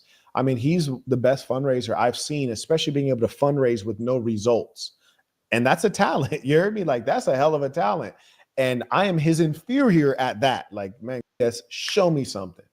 I mean, like, that alone is really a talent. And one thing I have to commend Umar on is his ability to identify his target demographic, to romance them effectively, to extract from them at a high level on a consistent basis. I mean, he's the best fundraiser I've seen, especially being able to fundraise with no results. Damn. That was heavy. Damn it, man. Especially to fundraise with no results. Wow. That's heavy right there. That was a heavy statement, man. That was a heavy statement. And not only Marquette has been bringing Umar to the front of the congregation, it's a lot of people that's been bringing him up and,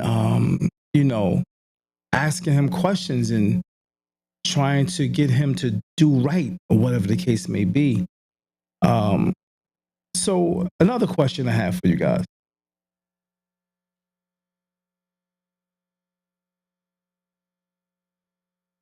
Shouldn't he have a team around him? Shouldn't he have a team around him who actually has expertise in certain fields that he can basically use to help him in this process?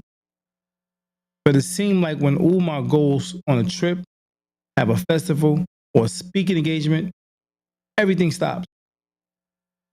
Everything stops with the school, with FDMJ or FDMG, that is.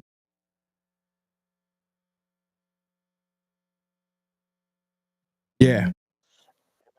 And that's a talent. You heard me? Like, that's a hell of a talent. And I am his inferior at that. Like, man, good Lord. I mean, shout out to Umar. Like, the ball knows how to fundraise. Put the tile down.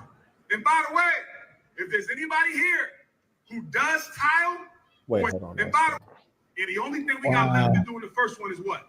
Put the tile down. So I hope that's true. And that's for my own personal reasons that I hope that's true.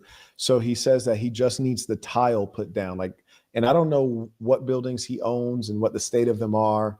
I don't like the neighborhood they appear to be in, but if they're coming at a huge discount, then, these are things I can accept. But if he says what he says is true, that all they need is tile, then fantastic. Like, let me I'll buy the building off of you. And again, I'll remind folks, we ask that you do not put the names of other content creators in the chat. You will be removed promptly. Thank you. If you need to mention one, send a super chat and we will know you're not trying to promote that person. You have a sincere question.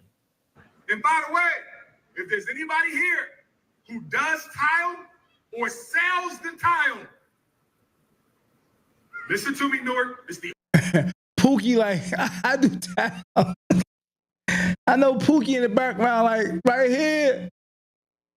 The only thing we got left to do in the school. It's the only thing. Come on, dude.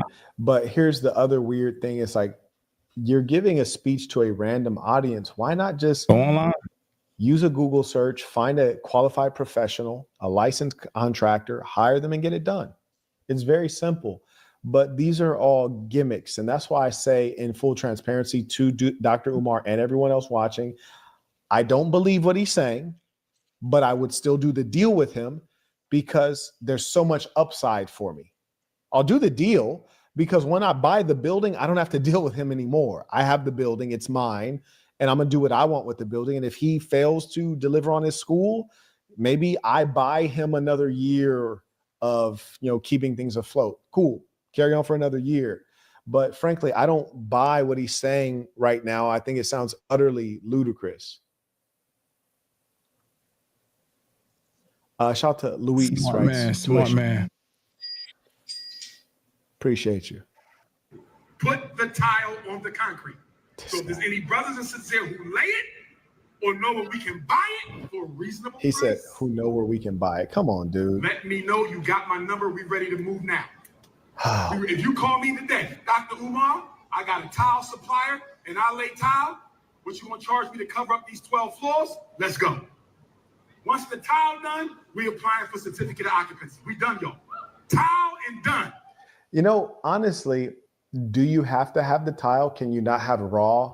Can you not have sealed concrete? So if there's concrete underneath the tile, pull up the tiles that are broken or missing, and then have the concrete sealed off and roll like that. I just don't think that that's the thing prohibiting him from having the certificate of occupancy. I just, frankly, I don't find that to be believable. And with a following with a following as large as his, I truly believe that the talented professionals offer their talents either at discount or at no cost. I think he just is not actually capitalizing on that because he doesn't have the money, or because the insides of those buildings are so damaged that he doesn't want them to see the reality of things. Yeah, that's a good point, man, because he has a great following. There got to be people who are skilled that can offer Umar whatever he needs to get this thing done and wrapped up. Gotta be. You know what I mean? Because there was too many people that believed in him. It was too many people. So it's a possibility he may have ran them away. Yeah. That's my guess. Shout to Jefferson. He writes, Mr. Burton, did the authorities ever return the $90,000 they wrongfully seized from you on Christmas years ago? I didn't get the full $90,000, and this is how we know the government is wildly corrupt. And this is precisely why we're waging the revolution. That's why I'm building the training and event center, not only to train up the masses, but also to have an in-person place to meet regularly, because people like me, well, I shouldn't say people, there aren't a people like me, but individuals like me who are action oriented, they're going to silence us and make us disappear from the online space. But what they did to me is, and it was more than 90,000 US dollars in cash that they took from me. Now, mind you, the funny thing is the police, when they took that from me, they lied and said that they would give it back to me just as they took it. There was a lie. So what they did is they wrote me a check. One of the checks was like 18,000, but there's like a limit to how much the checks could be, and apparently to the number of checks. So they wrote me some checks, and then they gave me a whole bunch of Visa like ATM cards, debit cards. And the trick is that for each debit card, and I think it was like denominations of 500, there's a percentage that was taken, like 3% or 4%. I forget what it is now because it was years ago. And so basically, all my money was given in like 3 checks and then a whole ton of gift card or debit cards. And there's a 3% fee on each debit card. And this lets you know that government is in bed with big business, because basically the Visa Corporation, whatever banking corporation the government was partnered with, forces you to use the cards so that they can take that 3% as like a commission fee or what have you. So I end up being short like, 13,000 or so, something like that. I forget exactly what it worked out to be, but by the time the police were done with me, I had like $13,000 less. Yeah, I know, it's crazy. Yeah, man, this is really deep information. This is a really good offer. I guess for both, it will be good. Let's see what this young man got to say. My man, lean on.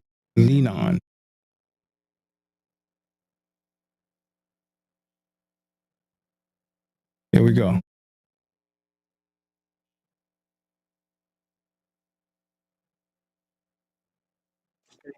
Okay, this is just for one side of the street. That's all I have the paperwork for. Here's the second page right here, the writ of monition. Okay, the city of Wilmington versus Frederick Douglass Marcus Garvey RBG International Leadership Academy, Inc. All right, here's some more pages, and then all of a sudden you start to see all the bills start to be posted here.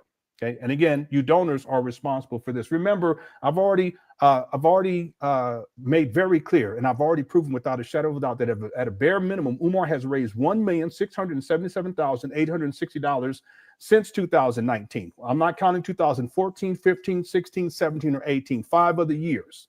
Bare minimum, $1,677,860. All right.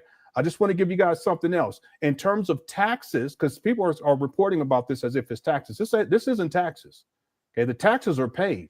Now, did Umar pay those taxes, or did someone else? That's the whole. I don't even want to get into that right now. But I did some calculations, and don't quote me on this because I want to go over this maybe 4 or 5 more times, okay?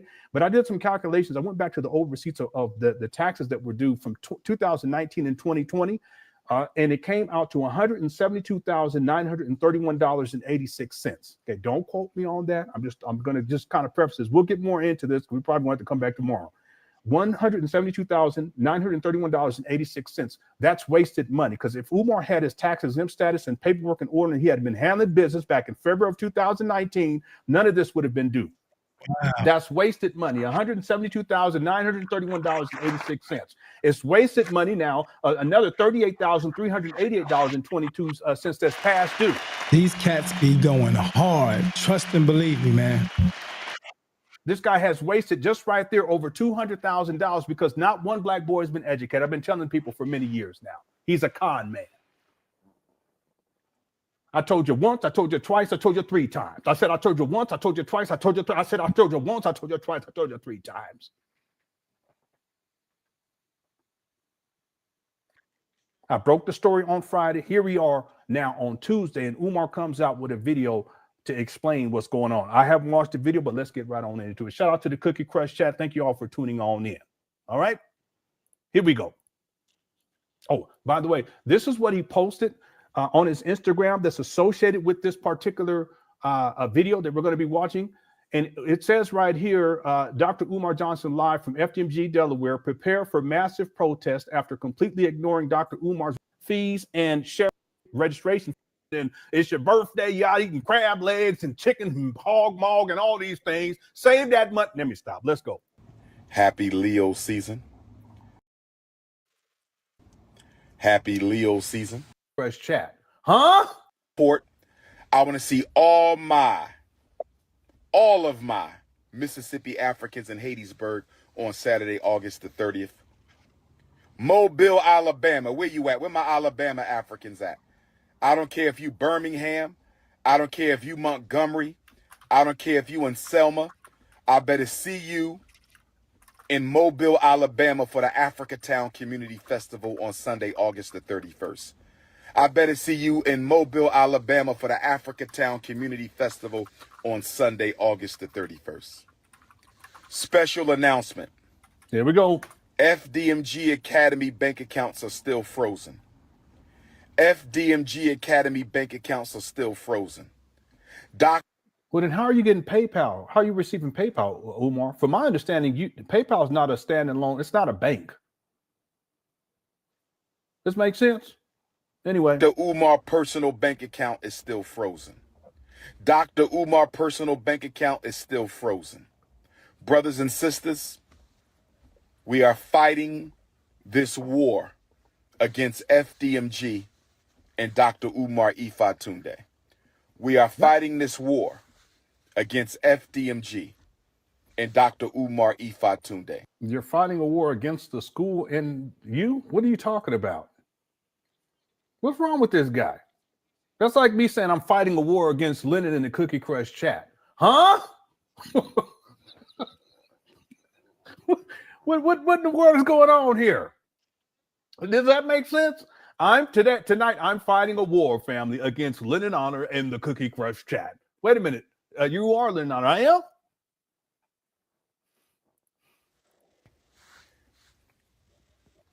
We were supposed to get a refund within 4 days of our accounts being shut down. We were supposed. Okay, wait, you said that they're frozen. Now you're saying they're shut down. What are you talking about? See how he don't even have his lies straight. This guy's a path to lie. He didn't have a lie straight the first time. Then it's the first 2 times we talking about this bank account stuff. Y'all see this? You said it was frozen. Now whatever. Let's go. Let me back it up. War against FDMG and Dr. Umar Ifa Tunde. We are fighting this war against FDMG and Dr. Umar Ifa Tunde. Yeah, it's bad. We were supposed to get a refund within 4 days of our accounts being shut down. We were supposed to get a refund within 4 days of our accounts being shut down. We still haven't got our refund. We still haven't got our refund. We still haven't got our. So, are the accounts frozen? What else, Umar? Not only are the accounts frozen, make sure y'all hit my pay Venmo, PayPal. See, he need money back. So not only are the accounts frozen, he got bills to pay. But I told y'all that's what he was going to say. I told y'all that on Friday. Today, Monday. I told y'all that on Friday, August 8th. Yeah. And today is Tuesday, August 12th. Let's go. Venmo and my PayPal. PayPal.me/Umar the psychologist. PayPal.me/Umar the psychologist, or tap my Venmo. Don't do it like Text that. me for the links to donate to FDMG. Text me for What's the up, links to Humble support Dr. Umar. 215-989-9858. 215-989-9858. Yeah, Eric from the tech support. On August the 5th, brothers and sisters.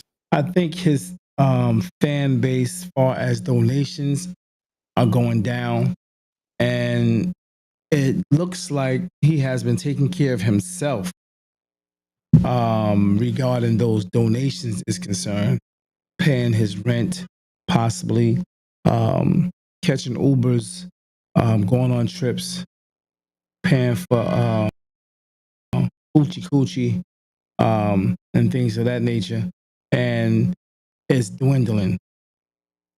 And he's trying to. It seems as though he's trying to stay afloat. Also, he's probably been taking care of his mom as well, with those donations, because it seems like he's becoming a little more desperate in his moves and what he's doing when he come online. Is always asking for money every single day for months. Yeah, go check it out for yourself. On August the 5th, the city of Wilmington, Delaware,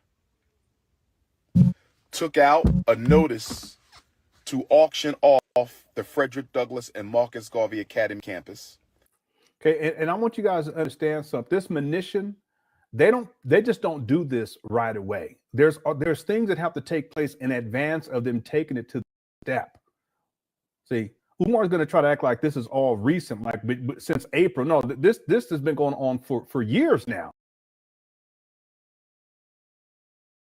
And they've taken the steps to issue this munition, but it's not like they did it, the day of or the week prior to this up. Okay, Umar's been warned. Umar don't pay bills, and you guys can go and look. It's public record. You can look at all the bills for FDMG for both parts back to 2019. Umar's not paying bills consistently. For unpaid vacant properties. That's part of it. There's other fees there too, Umar. I repeat, on August the 5th, the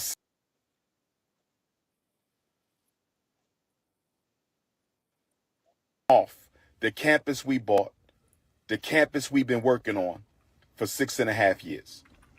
I was not notified of this. Oh, that's ridiculous. We were not notified of this. This guy, see, he can't hold himself accountable for anything. He's a pathological liar. That's a blatant lie. I can't. Well, no, I just can't believe he would go this far with it. Didn't I tell you guys in the beginning? He can't hold himself. He has to blame someone else. Yeah, he said this. He said this a while ago. Leon said this. Lenon, I guess his name, Honor. He said this a while ago. He said that he will come back with racism. He said he will come back with all types of prejudice and all that. They don't want the black man to do this and do that. He said they hit it on the nose, and sure enough, came directly with that same that the non put out predicted. Someone else's fault. Well, they didn't notify me. Like I said, these bills go back to 2020 through 2020 to 2025, hashtag 2020 to 2025. Umar is aware of these bills. You can look at these bills online. What's up, Katrina? You mean to tell me they haven't sent him any paperwork over since 2020, 2021, 2022, 2023, 2024, and 2025? Thanks for chiming in, Katina. Is that reasonable? No, he's lying. Please like the page. I appreciate you. This past weekend, without an email. This past weekend, without a letter in the mail. This past weekend, without a phone call. The city of Wilmington put a notice on the door handle of both of our schools. Do me a favor, Katina, if you can press subscribe, I appreciate it. Help me out with trying to get these subscriptions in. I appreciate that so much. Thank you. On YouTube, Dave Dance Podcast. Appreciate you.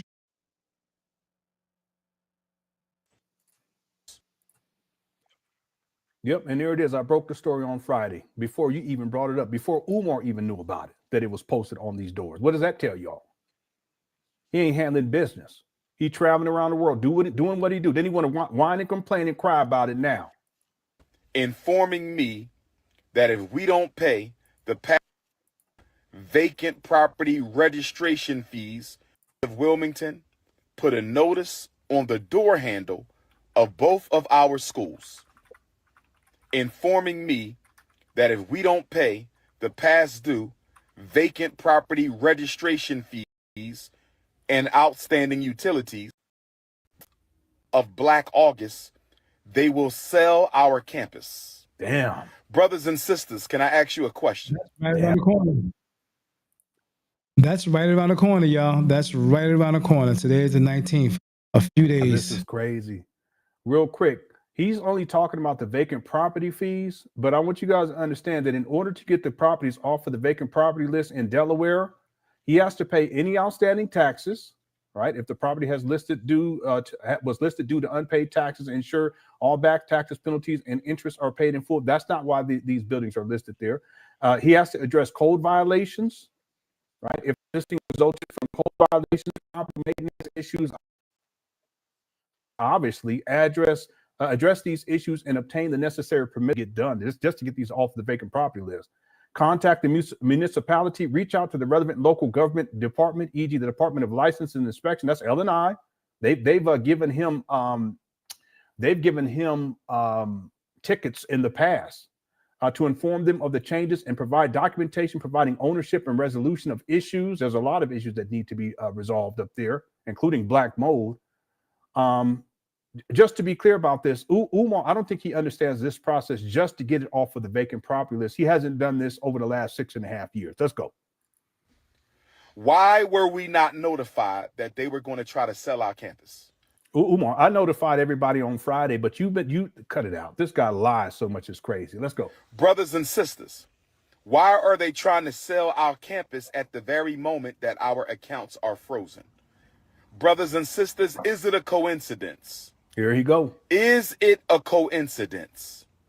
Is it a coincidence that the city of Wilmington is trying to sell properties that we own and have been working on continuously? No, you haven't been working on it continuously, Umar. You've been traveling around the world most of the time over the last 6.5 years. And why you keep saying we?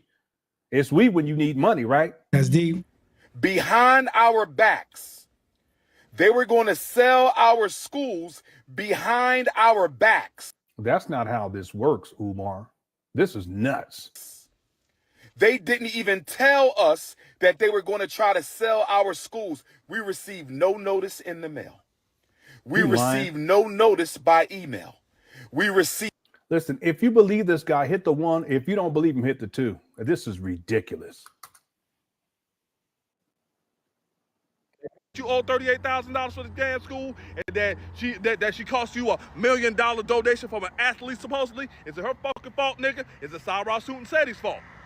Because he went off on you years ago about that school, and you did that whole live stream, sitting there calling him all sorts of niggas and shit, and that's the same live stream that you had that fake-ass phone call and rang in your fucking face because you thought you were million bad. Huh? Whose fault is it? Is it Lord Jamar's fault? Because 5 years ago, this October, he tried to put you on with his father-in-law who has a damn school, so you get some resources you can get your school done, and you crashed out on him, and you classify him as a hater. Huh? Whose fault is it, Umar? Whose fault is it? Is it the fault of Dr. Cynthia Johnson? Because she was asking you logical questions, and you sat there trying to talk your way around her questions, and she wouldn't shake for your ass either. Whose fault is it? Is it Dr. Boyce Watkins' fault? Is it Tyreek Nasheed's fault? Is it Philip Scott's fault? Because he did a video about you 10 years ago telling everybody that you ain't going to create no fucking school. And those words have aged very well. 10 years ago. Real talk. Philip, 10 years ago, Philip was talking about this and said he's not going to make no school. He's a con artist, whatever the case may be. Yeah. Huh? Is it Anton Daniels' fault because he's been calling your ass out? Is it the Lounge's fault because that sister's been calling you out? Is it Mr. Gittle's fault because he's been calling you out? I Need Some Understanding because he's been calling you out. Jay Witt Podcast because he's been calling you out. Pink Book Glasses because she's calling you out. Lovely T because she's been calling you out. Other YouTubers that's been calling your ass out. Corey Holcomb and Information Man and KKC and Officer Tatum. Is it their fault too, nigga? Is it everybody's fault on TikTok? Is it my fault, nigga? Or, and I'll take a stab in the dark here, is it the fault of Jermaine Shoemake, a.k.a. Umar Johnson, a.k.a. Dr. Ifatunde Oguntade, Prince Nana Payena, the Prince of Pan-Africanism, King Kong Cautiousness, RB Jesus, Notorious RBG, International Ifatunde, or whatever fucking name you got? It's your fault, nigga. It's your fault. Stop blaming everybody else for your bullshit. Now, you might sit there and think to yourself that that one person is just one person. He doesn't really make up a wider collective of individuals. And here's my problem with that level of logic. It's that these people who are this passionate about the antics of Dr. Umar and his inevitable, reasonable downfall of finances and how he's not been keeping up, making sure that whatever projects he's trying to do actually stay available to him all the time. The thing that irks me the most is that people were passionate about what it was that was his idea. A lot of people were behind making a school where it's for the African American youth so that And that's a fact. That's a fact. I was one of them, no doubt.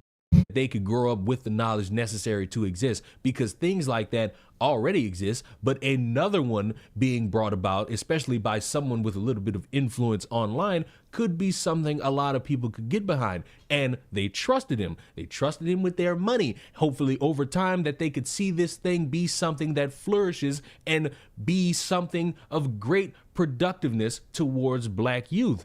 And for all of this time, it's been nothing but going on podcasts, making funny little quotes about interracial dating and how the black women are suffering and how the black men don't do nothing but shuck and jive around white women. It was funny for a time, but it started to not get funny once people saw no real progress, when people saw nothing of substantial note. When he was talking about the snow bunnies, stay with your own. Some people are even saying that now it is a possibility that Umar Johnson might got some snow bunnies somewhere. When people saw that there was no progress being made, nothing more than him just sitting outside of the school, or as it was brought to my attention, sitting inside of the building, just wasting everybody's time. And of course, these people are going to be upset. Of course, they're going to get mad. Of course, they are no longer going to be able to defend this man. Why? Because he sat there and wasted your time and your money. Dr. Umar got to start twerking on Instagram Live if he wants me to donate even $1 to his cause. I repeat, Dr. Umar needs to start twerking on giving money to Dr. Umar at this for any other reason. I just are his fault.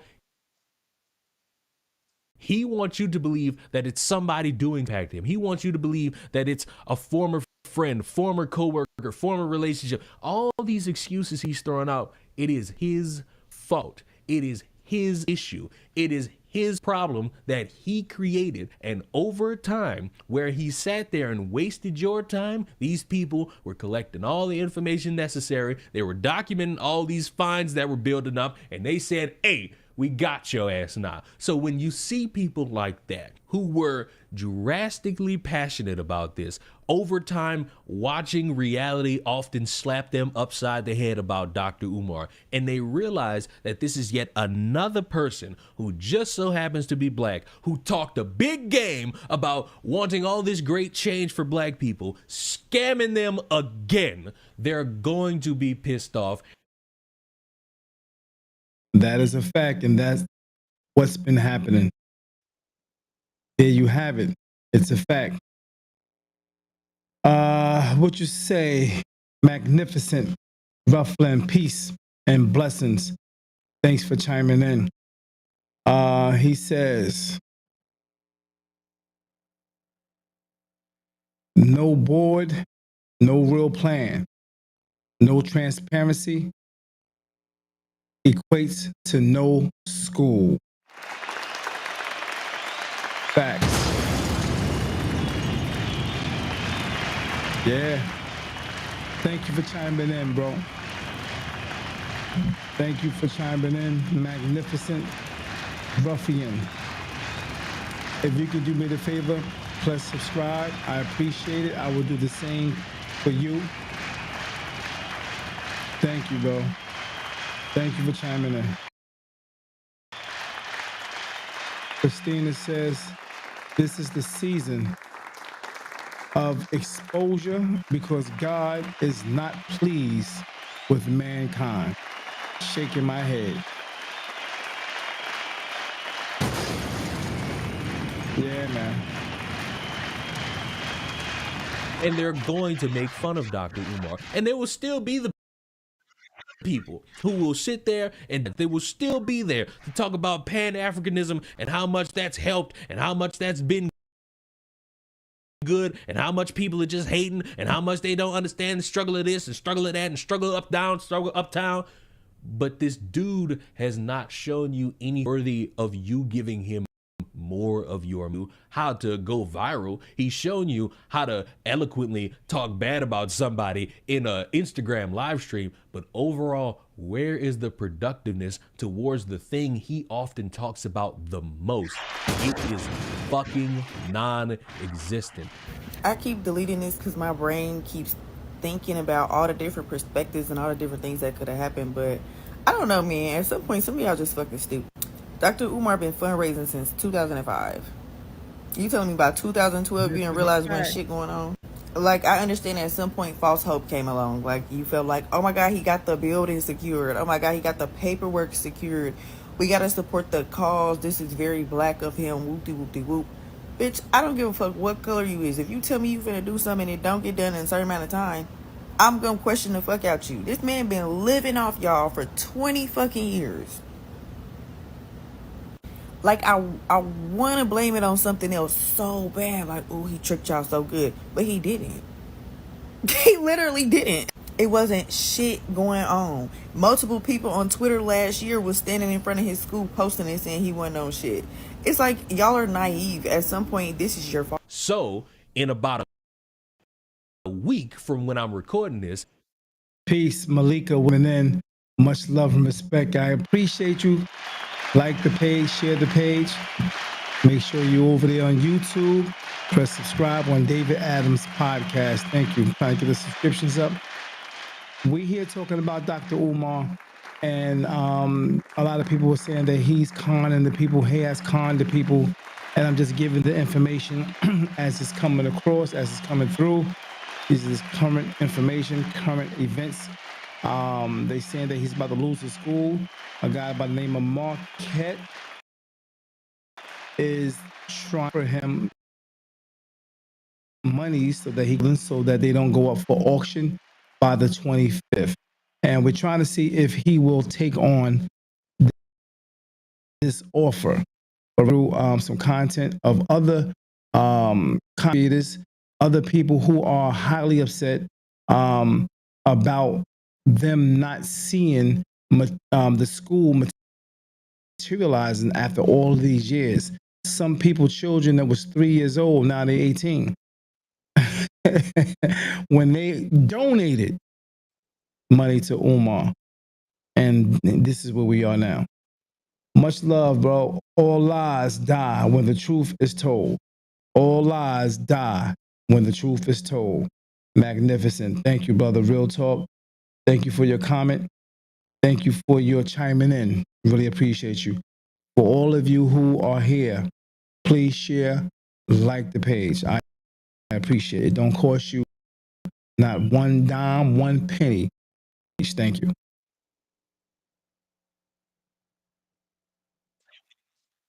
when this starts the auction off, I hope he doesn't have the money for this shit. I hope he doesn't have the money. You could say I'm praying on a downfall, but I'm praying for the end of a fucking sob story money grab scheme that worked for too fucking long, because it's existed with this game of a bunch of people using dead bodies or tragic moments or highly emotional viral moments to circumvent everybody trying to have a real conversation to say, hey, I figured it out, and at the end of my speech, you should donate money because I have this idea in the background that sounds good to you, but in reality, it lines up my pockets. I'm sick of that.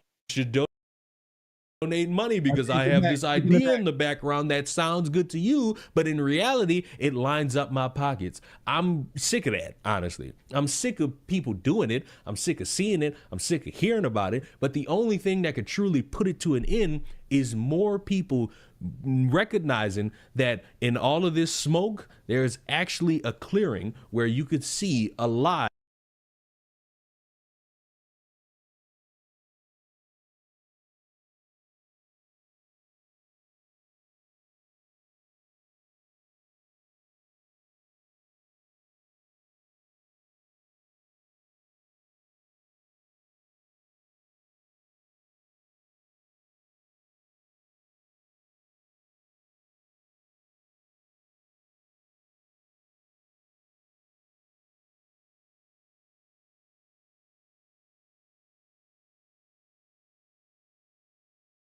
Trying to say. As from his own financial fuck up. Truly, nothing more than a sad end for a guy who really fixates on what black men are doing with their dicks consensually with other forms of pussy. And in the meantime, I suggest you subscribe to the channel or donate to Leon University. Much love, respect. Oh, man. This is what it's coming to, man. This is what it's coming to.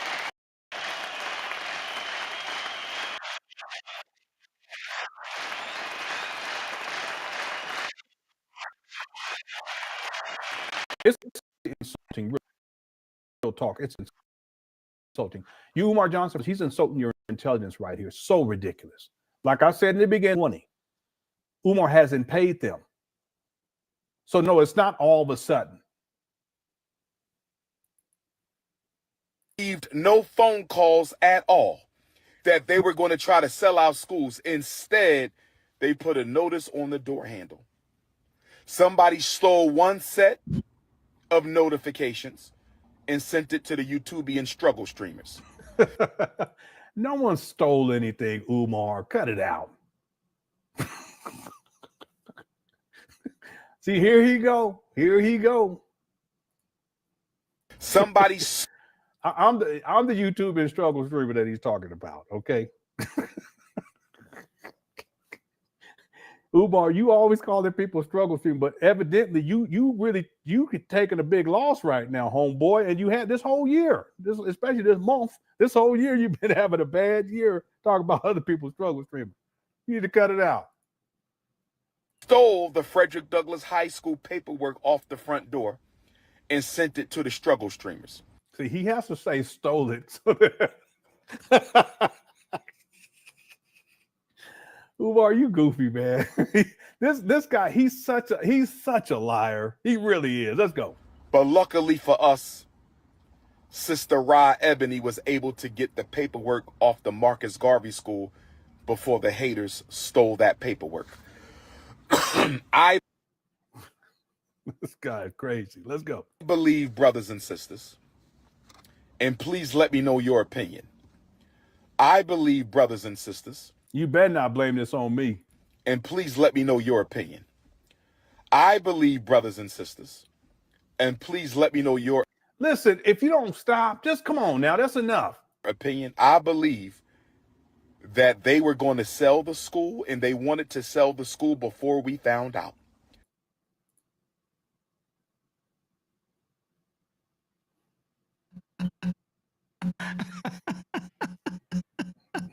Boy, this guy, he crazy. I believe that they wanted to sell the school before we found out. We were not supposed to know that they were going to sell our school. Why do I say that? We were given no notification. We received no letter in the mail. We received no email. We received no phone call that they were going to try to sell our schools. Instead, they put a notice on the door. In a low-income neighborhood, they put a notice on the door with... Well, I've been saying that for a long time. It's impoverished. Why are you going to be charging these families $500 a month for their children to enroll and to attend FDMG if it's a low income, Umar? Huh? It's a good point. So what are you talking about? Rubber band and masking tape. They put a notice on the school front door with... So what? Why you gotta whine about everything?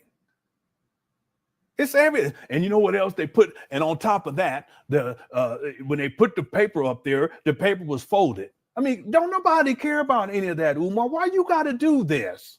Just man up, okay? You're always complaining about something. And they put it up with a piece of tape and a rubber band. And also, you know, they left a footprint on the third step. Don't nobody care about all that, Umar. Why you got to do that? You always complain. Well, I'm kind of complaining too, so let me stop.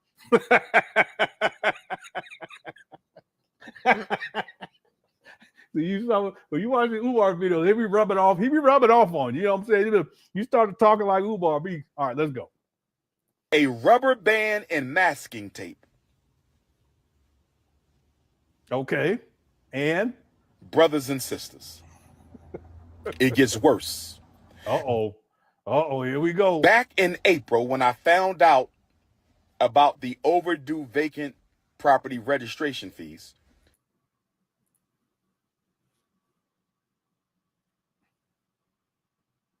even still, okay, you lying.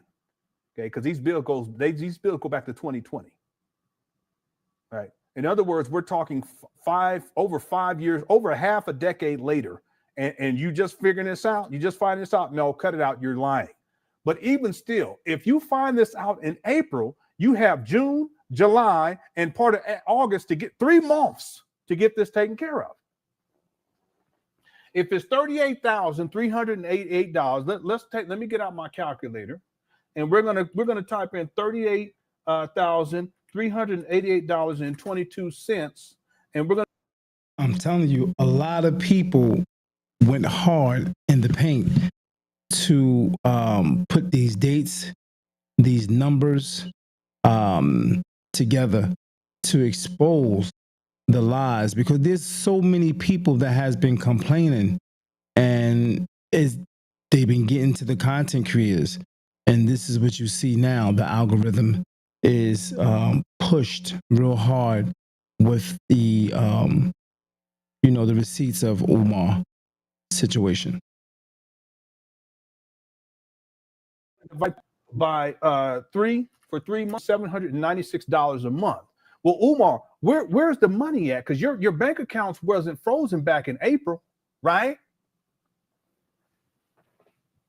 These alleged bank accounts that are frozen, but then you said that they were canceled, and then once you said they didn't exist, they didn't. So back in April, homeboy, you should have the money to be able to pay these bills, Umar, even if that's when you first, which is a lie. You didn't find out in April of 2025.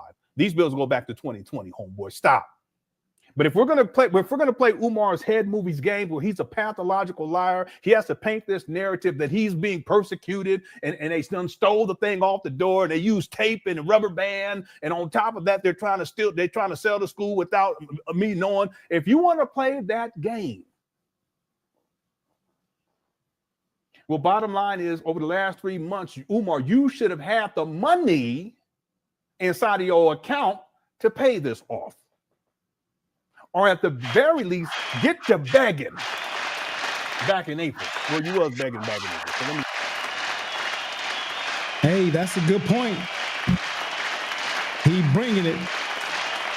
We're going to go back to Marquette real quick to see what Marquette talking about, because Marquette was trying to give Umar $40,000 so they don't lose the school, so that it don't go to the auction. Let's get back to what Marquette was talking about.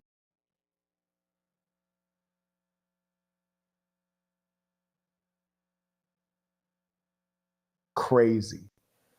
Which is to say your government is here to steal from you. I was just earlier at Georgia State University and we were looking for parking, and I was just kind of annoyed, not that I had to pay for parking, it was just hard to find the place to pay. But I was asking myself, I was like, if all the students here are paying tuition and I'm in the student parking lot, why do they have to pay for a parking pass? You're taking classes on campus. That should be included. You should all get a number of parking credits with your tuition because you have to be on campus. And you're in Southern Georgia anyways. There's plenty of space. We're all citizens here. Why are we paying for parking? It's just, especially, this is not New York. There's not scarcity of parking and space.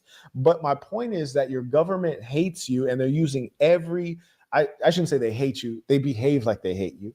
And they're using every tactic possible to take money out of you instead of putting value into you. It's really unfortunate. It's tough out here, man. It's really tough. And that's why we have to unify. May I acknowledge, shout out to Jerry. He writes, what was the biggest red flag for you about Umar? The lack of track record. The lack of past success was the biggest red flag, because I knew that even if he wasn't a scammer, even if he wasn't a con man, even if he was sincere, he just doesn't have the requisite experience operating at a high level with significant sums of money, with big projects, real estate or management wise. I just knew he didn't have the experience to be successful. Talking is a lot different than managing effective organizations. May I acknowledge Royce's rant writes, you a better man than me, dog. I hope he accepts. Yeah, absolutely. And honestly, I've done a lot of kind things in my life. I really have. Some of them you may hear about one day, but you've already heard about many, but like some of the bigger ones you may hear about one day. But it's not wholly out of altruism that I would like to pay his bills. It's because it allows me to purchase a distressed asset, which is something I already do. And so I would like to do it again. Magnificent, he's not going to take this offer. The world, that would mean going legit. Good point, bro. Yeah, that will never be. It will never be transparency on Umar's part. The grift is over. Damn. Hey, the people is talking. The perspectives are out there. And you heard the other brother who was going off. He was going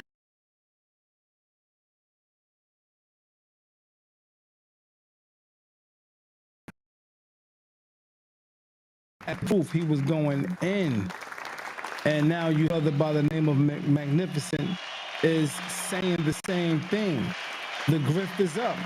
So many people are saying this, you know? And that's the thing. So many people are talking like this. So it's not like people are just trying to come down on Umar, but they're tired of hearing the same shit. And those who actually have donated, they don't see no results and they tired. They upset. They upset. And that's what's going on.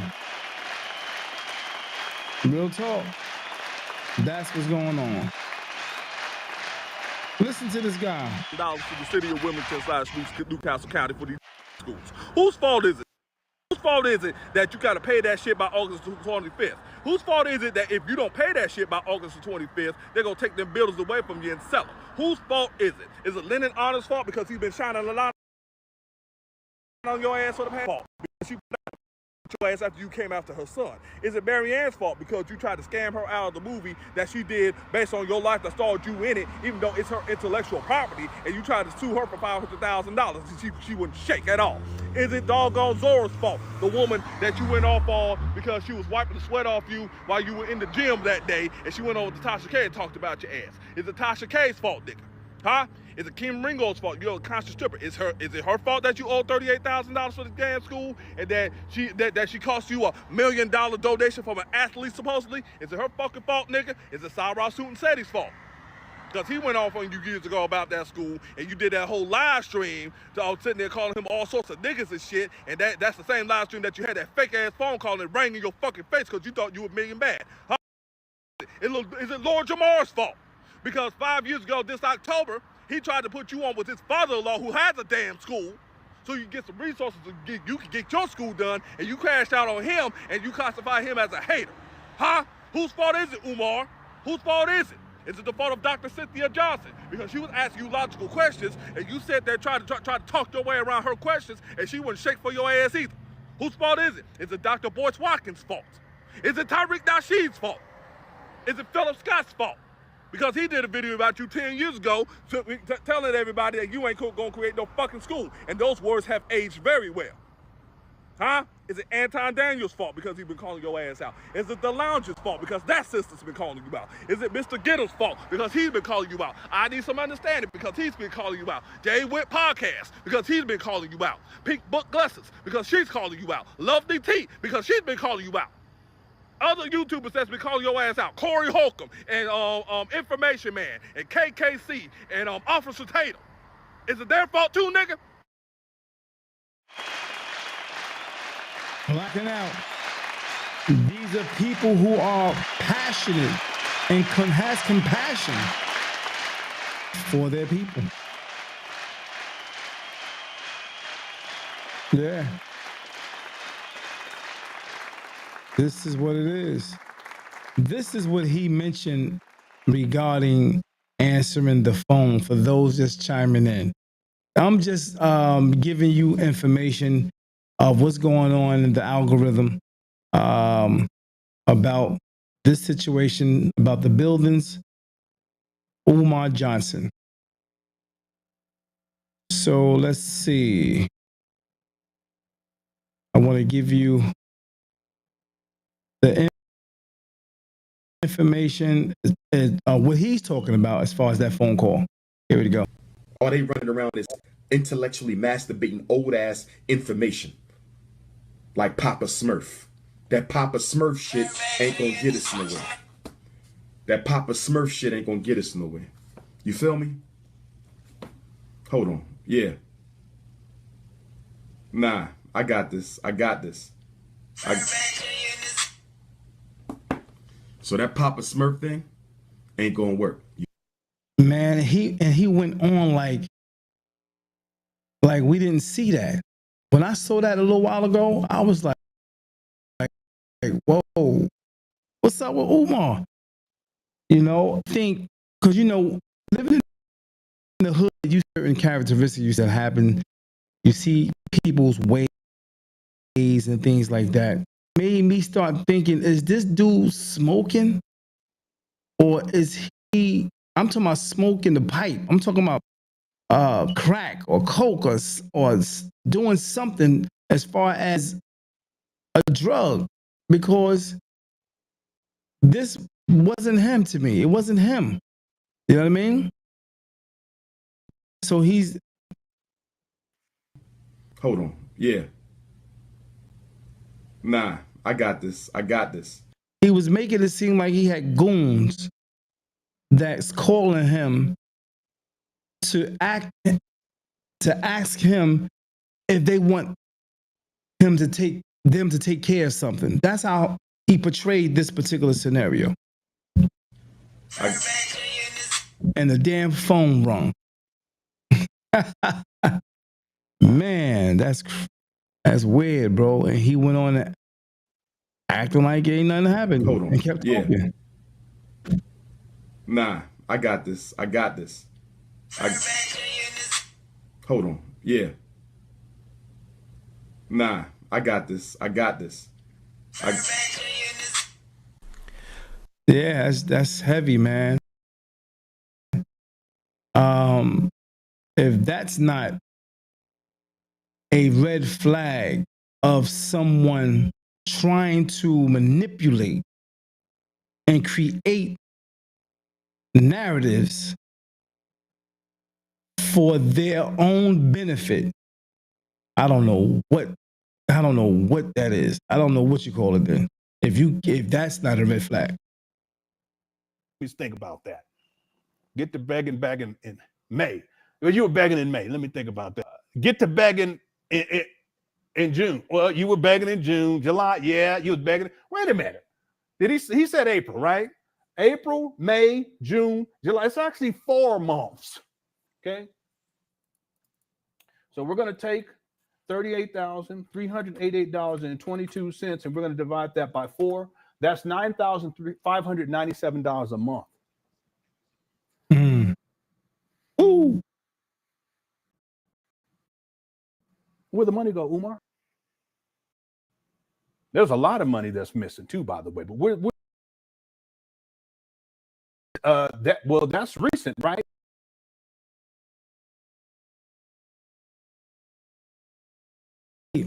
Wow.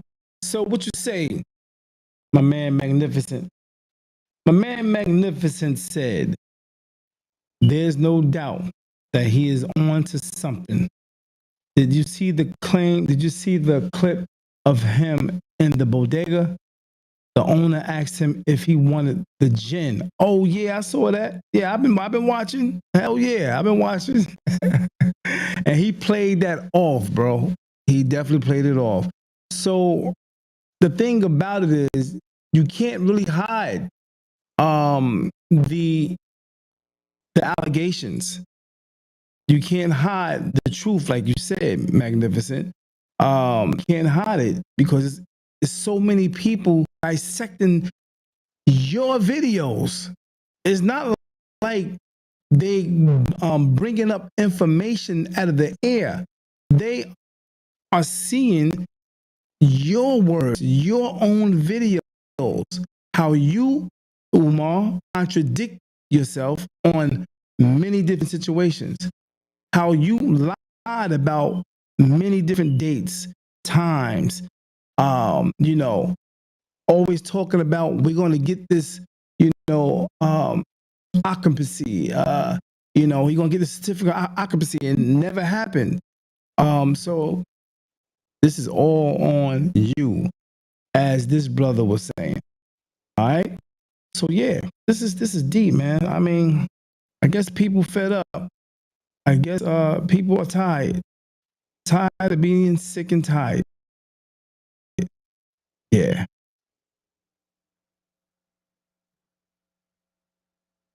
Why didn't you handle that back then, Umar, when they told you for the first time, allegedly? You see, let's keep going. See, it don't even make no sense. His stories, I mean, he don't even, well, I tell you, he be lying, don't even make no sense. Let's go. I had asked the city of Wilmington if they could retroactively apply our nonprofit waiver. What are you talking about? Your nonprofit status has nothing to do with the bills, Umar. What is going on here? You had nonprofit status in 2020. These bills start in 2020, plus the bills that had accrued going all the way back to 2016. What are you talking about? These bills have absolutely nothing to do with nonprofit status. Now, the taxes would have something to do with that, yes, but the taxes are already paid. So what are you talking about, Umar? See, you know what Umar's doing? Because he's a liar. He's a pathological liar. And this is something I've noticed about him over the years. His memory, Lene talks about this. His memory, it's just not what it used to be. And he conflates things. He mixes things up. Right here, he's talking about the tax situation that was going on back in 2019 and 2020 when he didn't have tax exempt status. Anyone remember that? Hit the one. See, back then, when he gets tax exempt status in 2020, it's not retroactive about that in the past. It's not retroactive. So that's why back then in taxes, it all accumulated $172,931.86. What Umar is talking about here was when he was talking to try to see if they can apply his tax exempt status retroactively so that you donors wouldn't have to pay and waste $172,931.86. Yeah, they giving it to him. They are giving it to him, man. Do me a favor over there, YouTube. I'm looking now to see if anyone subscribe. Now, do me the favor if you can do that. I appreciate it if you can do that. So, I have 875 subscribers right now. Can we get 4 or 3 subscriptions? Thank you. Just pressing the button. That's all. They don't call you.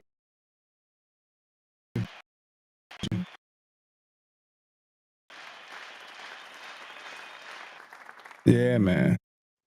Deep stuff.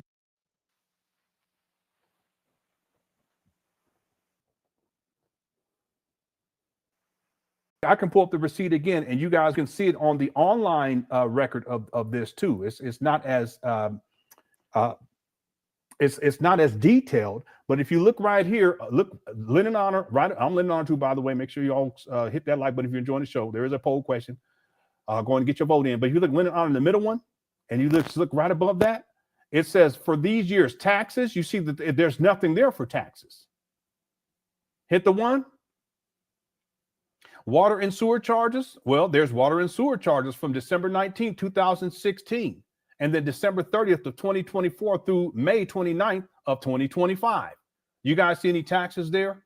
Exterior improvement charges, 2021. Vacant registration fees, 2020 to 2025, not April of 2025. Umar, cut it out. Civil penalty years, 2020. See?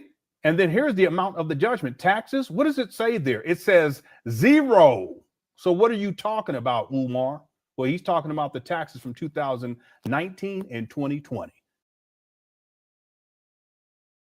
Wow.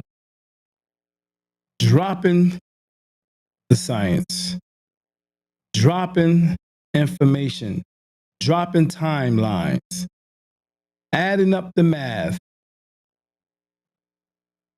on this situation. Jeez. And this is an opportunity.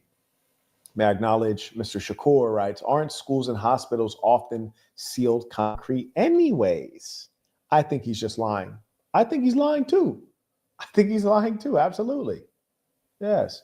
And I've been very clear about that, and not to insult him, just to let him know, like, hey, when we have our conversation, let's be straight shooters. I'm not going to pretend as though I'm a believer. I'm not. I'm not going to pretend as though I'm a Pan-Africanist. I'm not. I'm just going to be what I've always been, which is a businessman seeking a profitable deal, which is what you can provide. And I can provide you the financing, the quick financing that you need. That's all it is. We're doing a business deal. So find me somebody who do tile. And ladies, if you lay tile, listen, we can have a nice little tile party. Now, like, that's not funny. And I'm not saying I don't like the floozies. I love the floozies. You know, but it's like, come on, bro. Like, we don't need to hear all that extra stuff. Yeah, that's where he messing up at right there. And, you know, people calling him out on a lot of that flirtatious stuff and trying to woo the women and use them for money. A lot of the women have came out and talked about that.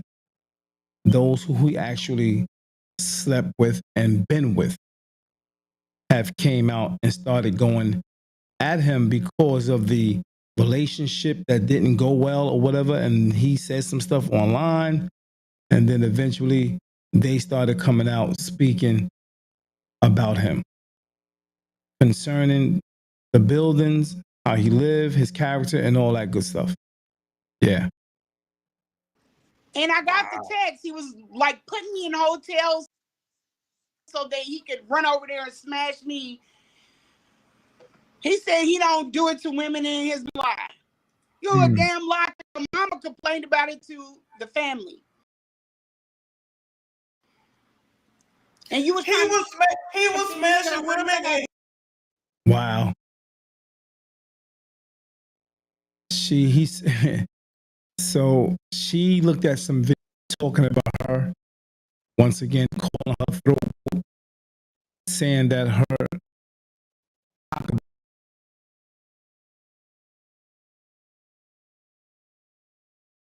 tank. He said it smelled like a fish tank. Yes, he did. And she got whiff of that video. She started going on everybody's podcast telling her side of the story. And this is one of them.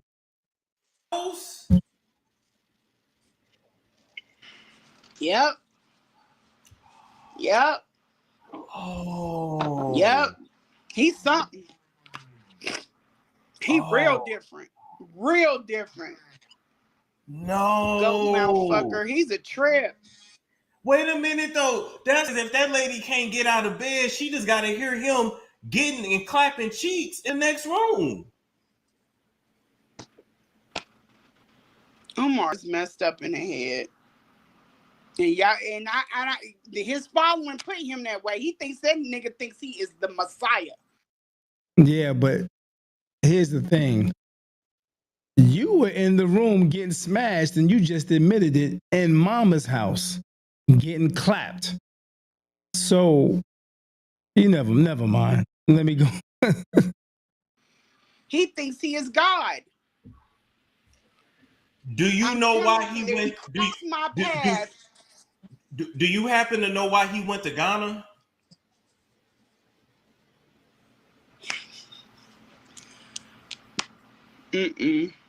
Just because he can.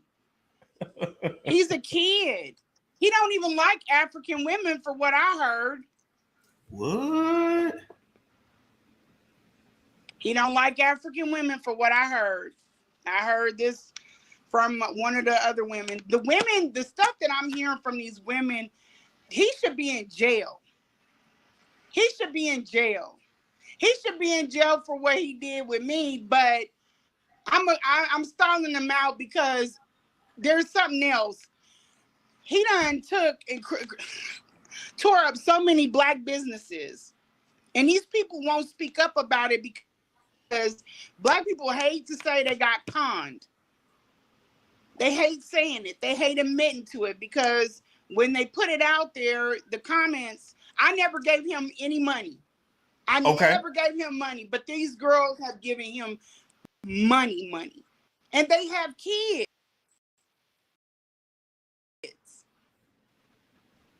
He done some grimy ass shit. When we say money, about how much money has he gotten out of these women? Like in the tens of thousands. Wow. Interesting. So yeah, that's what people are saying. And I know someone said to me in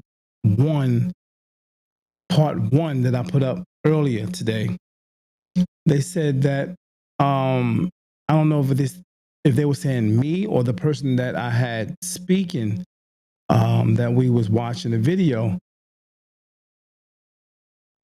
to the fire. Nah, the fire a long time already. Yeah, the fire has been burning for a long time. Yeah. And it's all been recorded.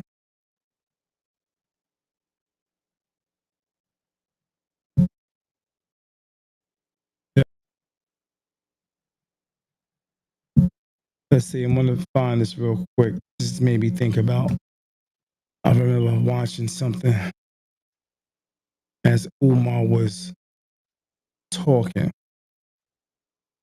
at a speech, and an angry black woman supposedly walked in and started screaming on him.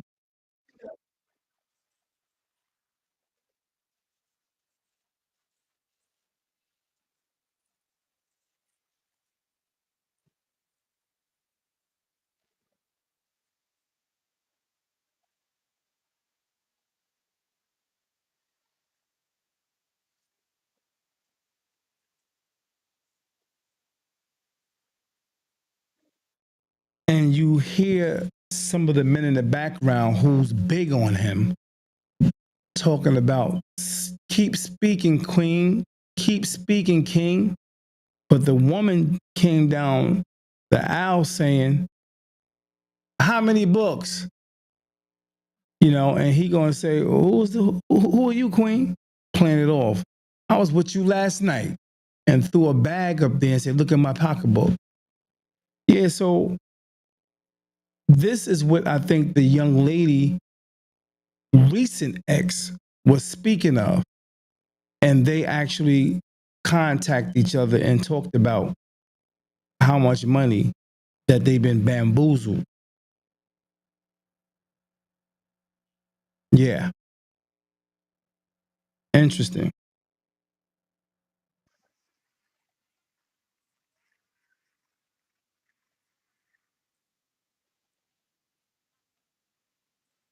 I'm going to rewind it for you.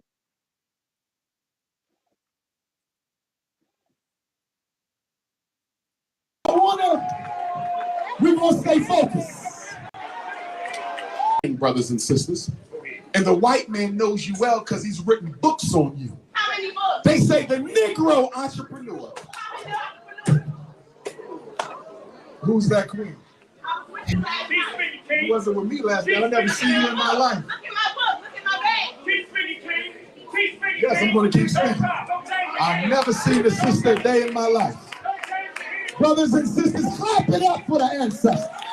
Clap it up for the Most High. Clap it up for Black excellence. Clap it up for positivity. That's what you call distraction. He distracted the crowd and made them clap, get loud, and make it look like that person that was in there angry is a hater. Deflection. That was a very strategic move. I saw this a few years back. So when I was listening to the young lady, it made me think about it. So I went to go find it real quick. Yeah. Yes. Yes. We're going to stay focused. We're going to stay focused. No weapon formed against us. And if you notice, his preference is the big girls.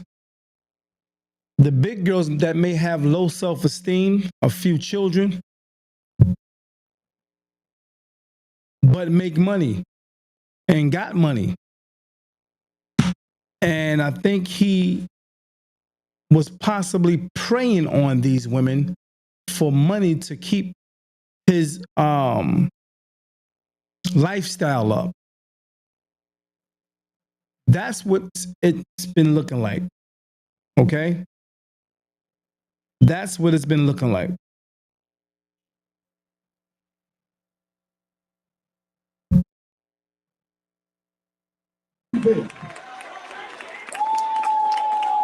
We got this thing, brothers and sisters.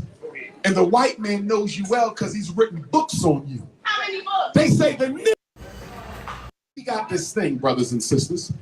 And the white man knows you well because he's written books on you. How many books? They say the Negro entrepreneur. Who's that queen? You wasn't with me last night. I never seen you in my life. Look at my book. Look at my bag. Keep speaking, king. Yes, I'm going to keep speaking. I've never seen a sister a day in my life. Brothers and sisters, clap it up for the ancestors. Yeah, that was weird. And it is what it is. It is what it is. And it's just coming out more and more.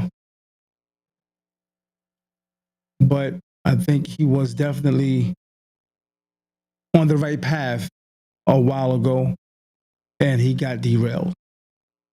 Tens of thousands. He sued one lady for, he was trying to take, she was a movie producer. He was trying to take her for $500,000. Fucked her shit all the way up. And there's other people that have got mixed with him in thousands of dollars. The same lady, y'all gotta watch Lynn Honor. That same lady, she came on after I did. The same lady had to pay an actress because he had a chick up in the room. She didn't say what he did to her, but the girl, some way, she had to make that shit right out of her own pocket. What? He's been, yes, I'm telling y'all, and it's still, people still coming to me about this man. Tell them to come to women, black women, if you are a black woman and you support him, stay over there on that man's page and kiss that nigga ass and let me do what I need to do so I can get to the bottom of this stuff. Because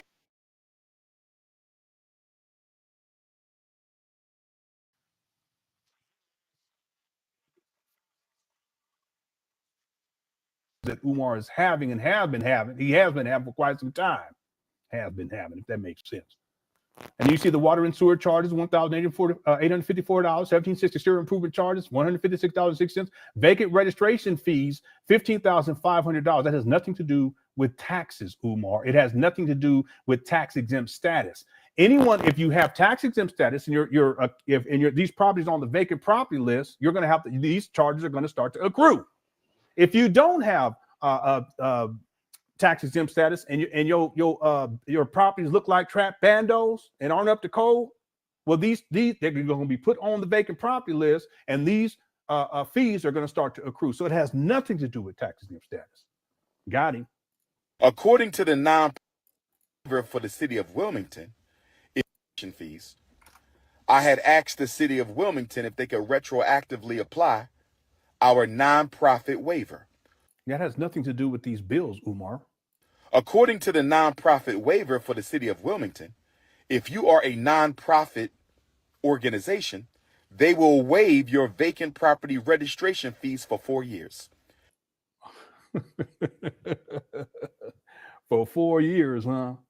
Non-profit waiver in Wilmington, Delaware, vacant property list. Please hit that subscribe button, man. I appreciate it. All right. So look, I looked this up. Umar's correct here. It says a 4-year waiver of the registration fee. No, this is for the registration fees. What are you talking about, Umar? Let me look at this. It says, as the owner, you have the right to appeal the registration requirement or assess fees to your property. Well, Umar, have you done that? The appeal, submit a $50 non-refundable filing fee no later than 30 days from the date of the billing statement. Well, these bills have been accumulating, Umar, since 2020. And a written request stating your reasons for an appeal, evidence supporting your appeal may be introduced at the hearing. And then there's a place where you can send the request. It says delinquent registration fees as a lien. If the owner fails to pay the vacant registration fee by the due date, which you haven't done, the fee shall constitute a debt due to the city. So what are you talking about, Umar? Well, this is why Marquette is trying to help him with this, get this money up for him. This is why Marquette is trying to help him get this money up, because Umar's stuck in a jam. He's stuck in a jam. It's like, stick to the main thing. This audacity update. So let me get this clip started. Friday. We're supposed to hear back Friday. That sounds like Monday to me. The bank is giving us the runaround. We ain't got our check back. So we're about to operate attorneys. Attorneys is about to get involved because we... Now, I'm not going to lie to you. And a guy looked that... Now, this might be racism. I don't know. Is this racism? Is this bias? I don't know what this is. You guys can let me know. But a guy who looks like Dr. Umar looks, overweight, tacky as hell. Dr. Umar gets the award for being tacky. This ball is constantly tacky, respectfully. Just looking at bro right here with all this BS on his wrist, all this like cute stuff. I just don't trust people who look like that. I don't trust them in general. I don't trust them to get things done. I don't trust them to be reliable. I think there's a certain look to incompetence. And what he's talking about right now is attorneys. Now, unfortunately, I've had to hire a ton of attorneys, intellectual property attorneys, criminal attorneys, business attorneys, like for tenant landlord law attorneys. I've hired a ton of attorneys. Often I keep them on retainer. Attorneys are extremely expensive, very expensive. So just the idea that your bank accounts are frozen, yet you somehow have access to competent attorneys in that particular jurisdiction, I don't think I believe that, to be honest with you. I just don't think I believe it. Just doesn't sound right. We're told that when your account gets canceled, you're supposed to get your refund check for the amount that was in the account. That is correct. And I've personally experienced that. It doesn't come as fast as you would think. And I would have been sure they would have had that as maybe a cashier's check, or it would have been a certified funds, or you would have had to sign for it. Those things I was shocked about. But yeah, you get a check. That's what happens. Keep watching. I'll be right back. All right, so I just wanted to pause there. You hear him say Friday, which just passed. He was supposed to get a call from the bank. Again, like I said, he's waiting on pins and needles with this call because he has no clue what's going on. Right. So he said it was Friday. He's waiting on pins and needles. And I agree. And one thing I'll tell you, even as someone who, keeps significant amounts of fiat currency, cash money in various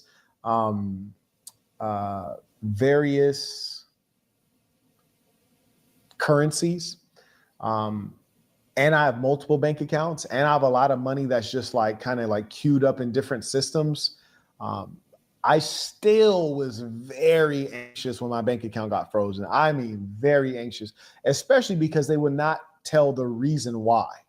So I could only imagine that he should have been really pressed to pay attention and keep close on this. Because I had all kinds of money to access. I didn't have to hey, I need your PayPal to get dinner tonight. No, I had all kinds of money I could access, and I was still very anxious about it. And I was paying attention, and I was super all over these guys at US Bank to figure this thing out. He has no idea why his accounts have allegedly been frozen. So let's get the update on the frozen bank account. Up the security. I could write a whole chapter on vandalism. So one thing I do want to acknowledge, and I'm not saying I believe him, but I want to acknowledge that this is possible because it did in fact happen to me. When I reached out to US Bank, and my team reached out to US Bank, and my attorney reached out to US Bank, they would not tell me why they shut down my account. They basically said, hey, we reserve the right to refuse service to anyone, and we are refusing to have you as a client, and we're returning all of your funds, which they did in a check that did not require a signature, which was insane, and a check that took quite a long time to get to me. So I do want to acknowledge it does happen. They can freeze your accounts and not tell you why. That is a real thing. It happened to me personally. So I'm not saying he's telling the truth. I'm just saying I know that this is actually possible. This is a real thing. They haters. Right? That's right. They just got my bank account froze. I gotta find out what's going on. When they froze the school's account, bank ain't telling me nothing. They said I found out yesterday, but I was too busy to call them yesterday, so I gotta call them Monday. Okay. Now that was weird. So I just want everyone to pay attention. That's what bothered me, and that's what lets you all know that he's lying.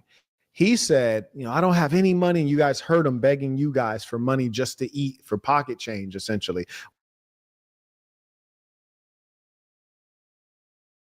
Yep.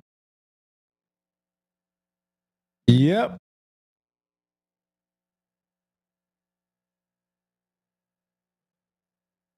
Yep.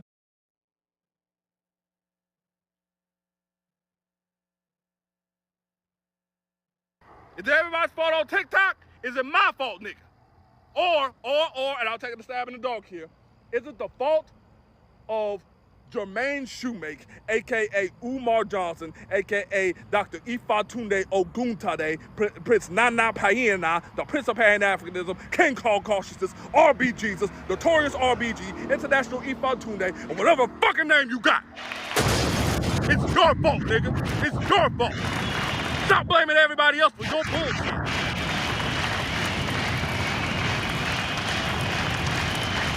There you have it. There you have it, y'all. There you have it.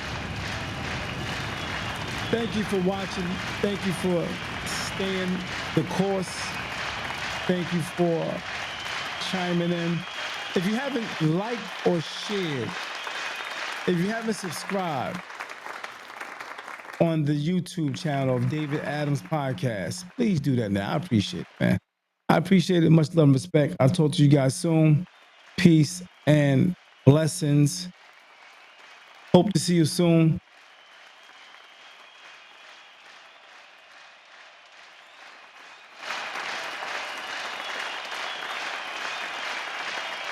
I'm out. That.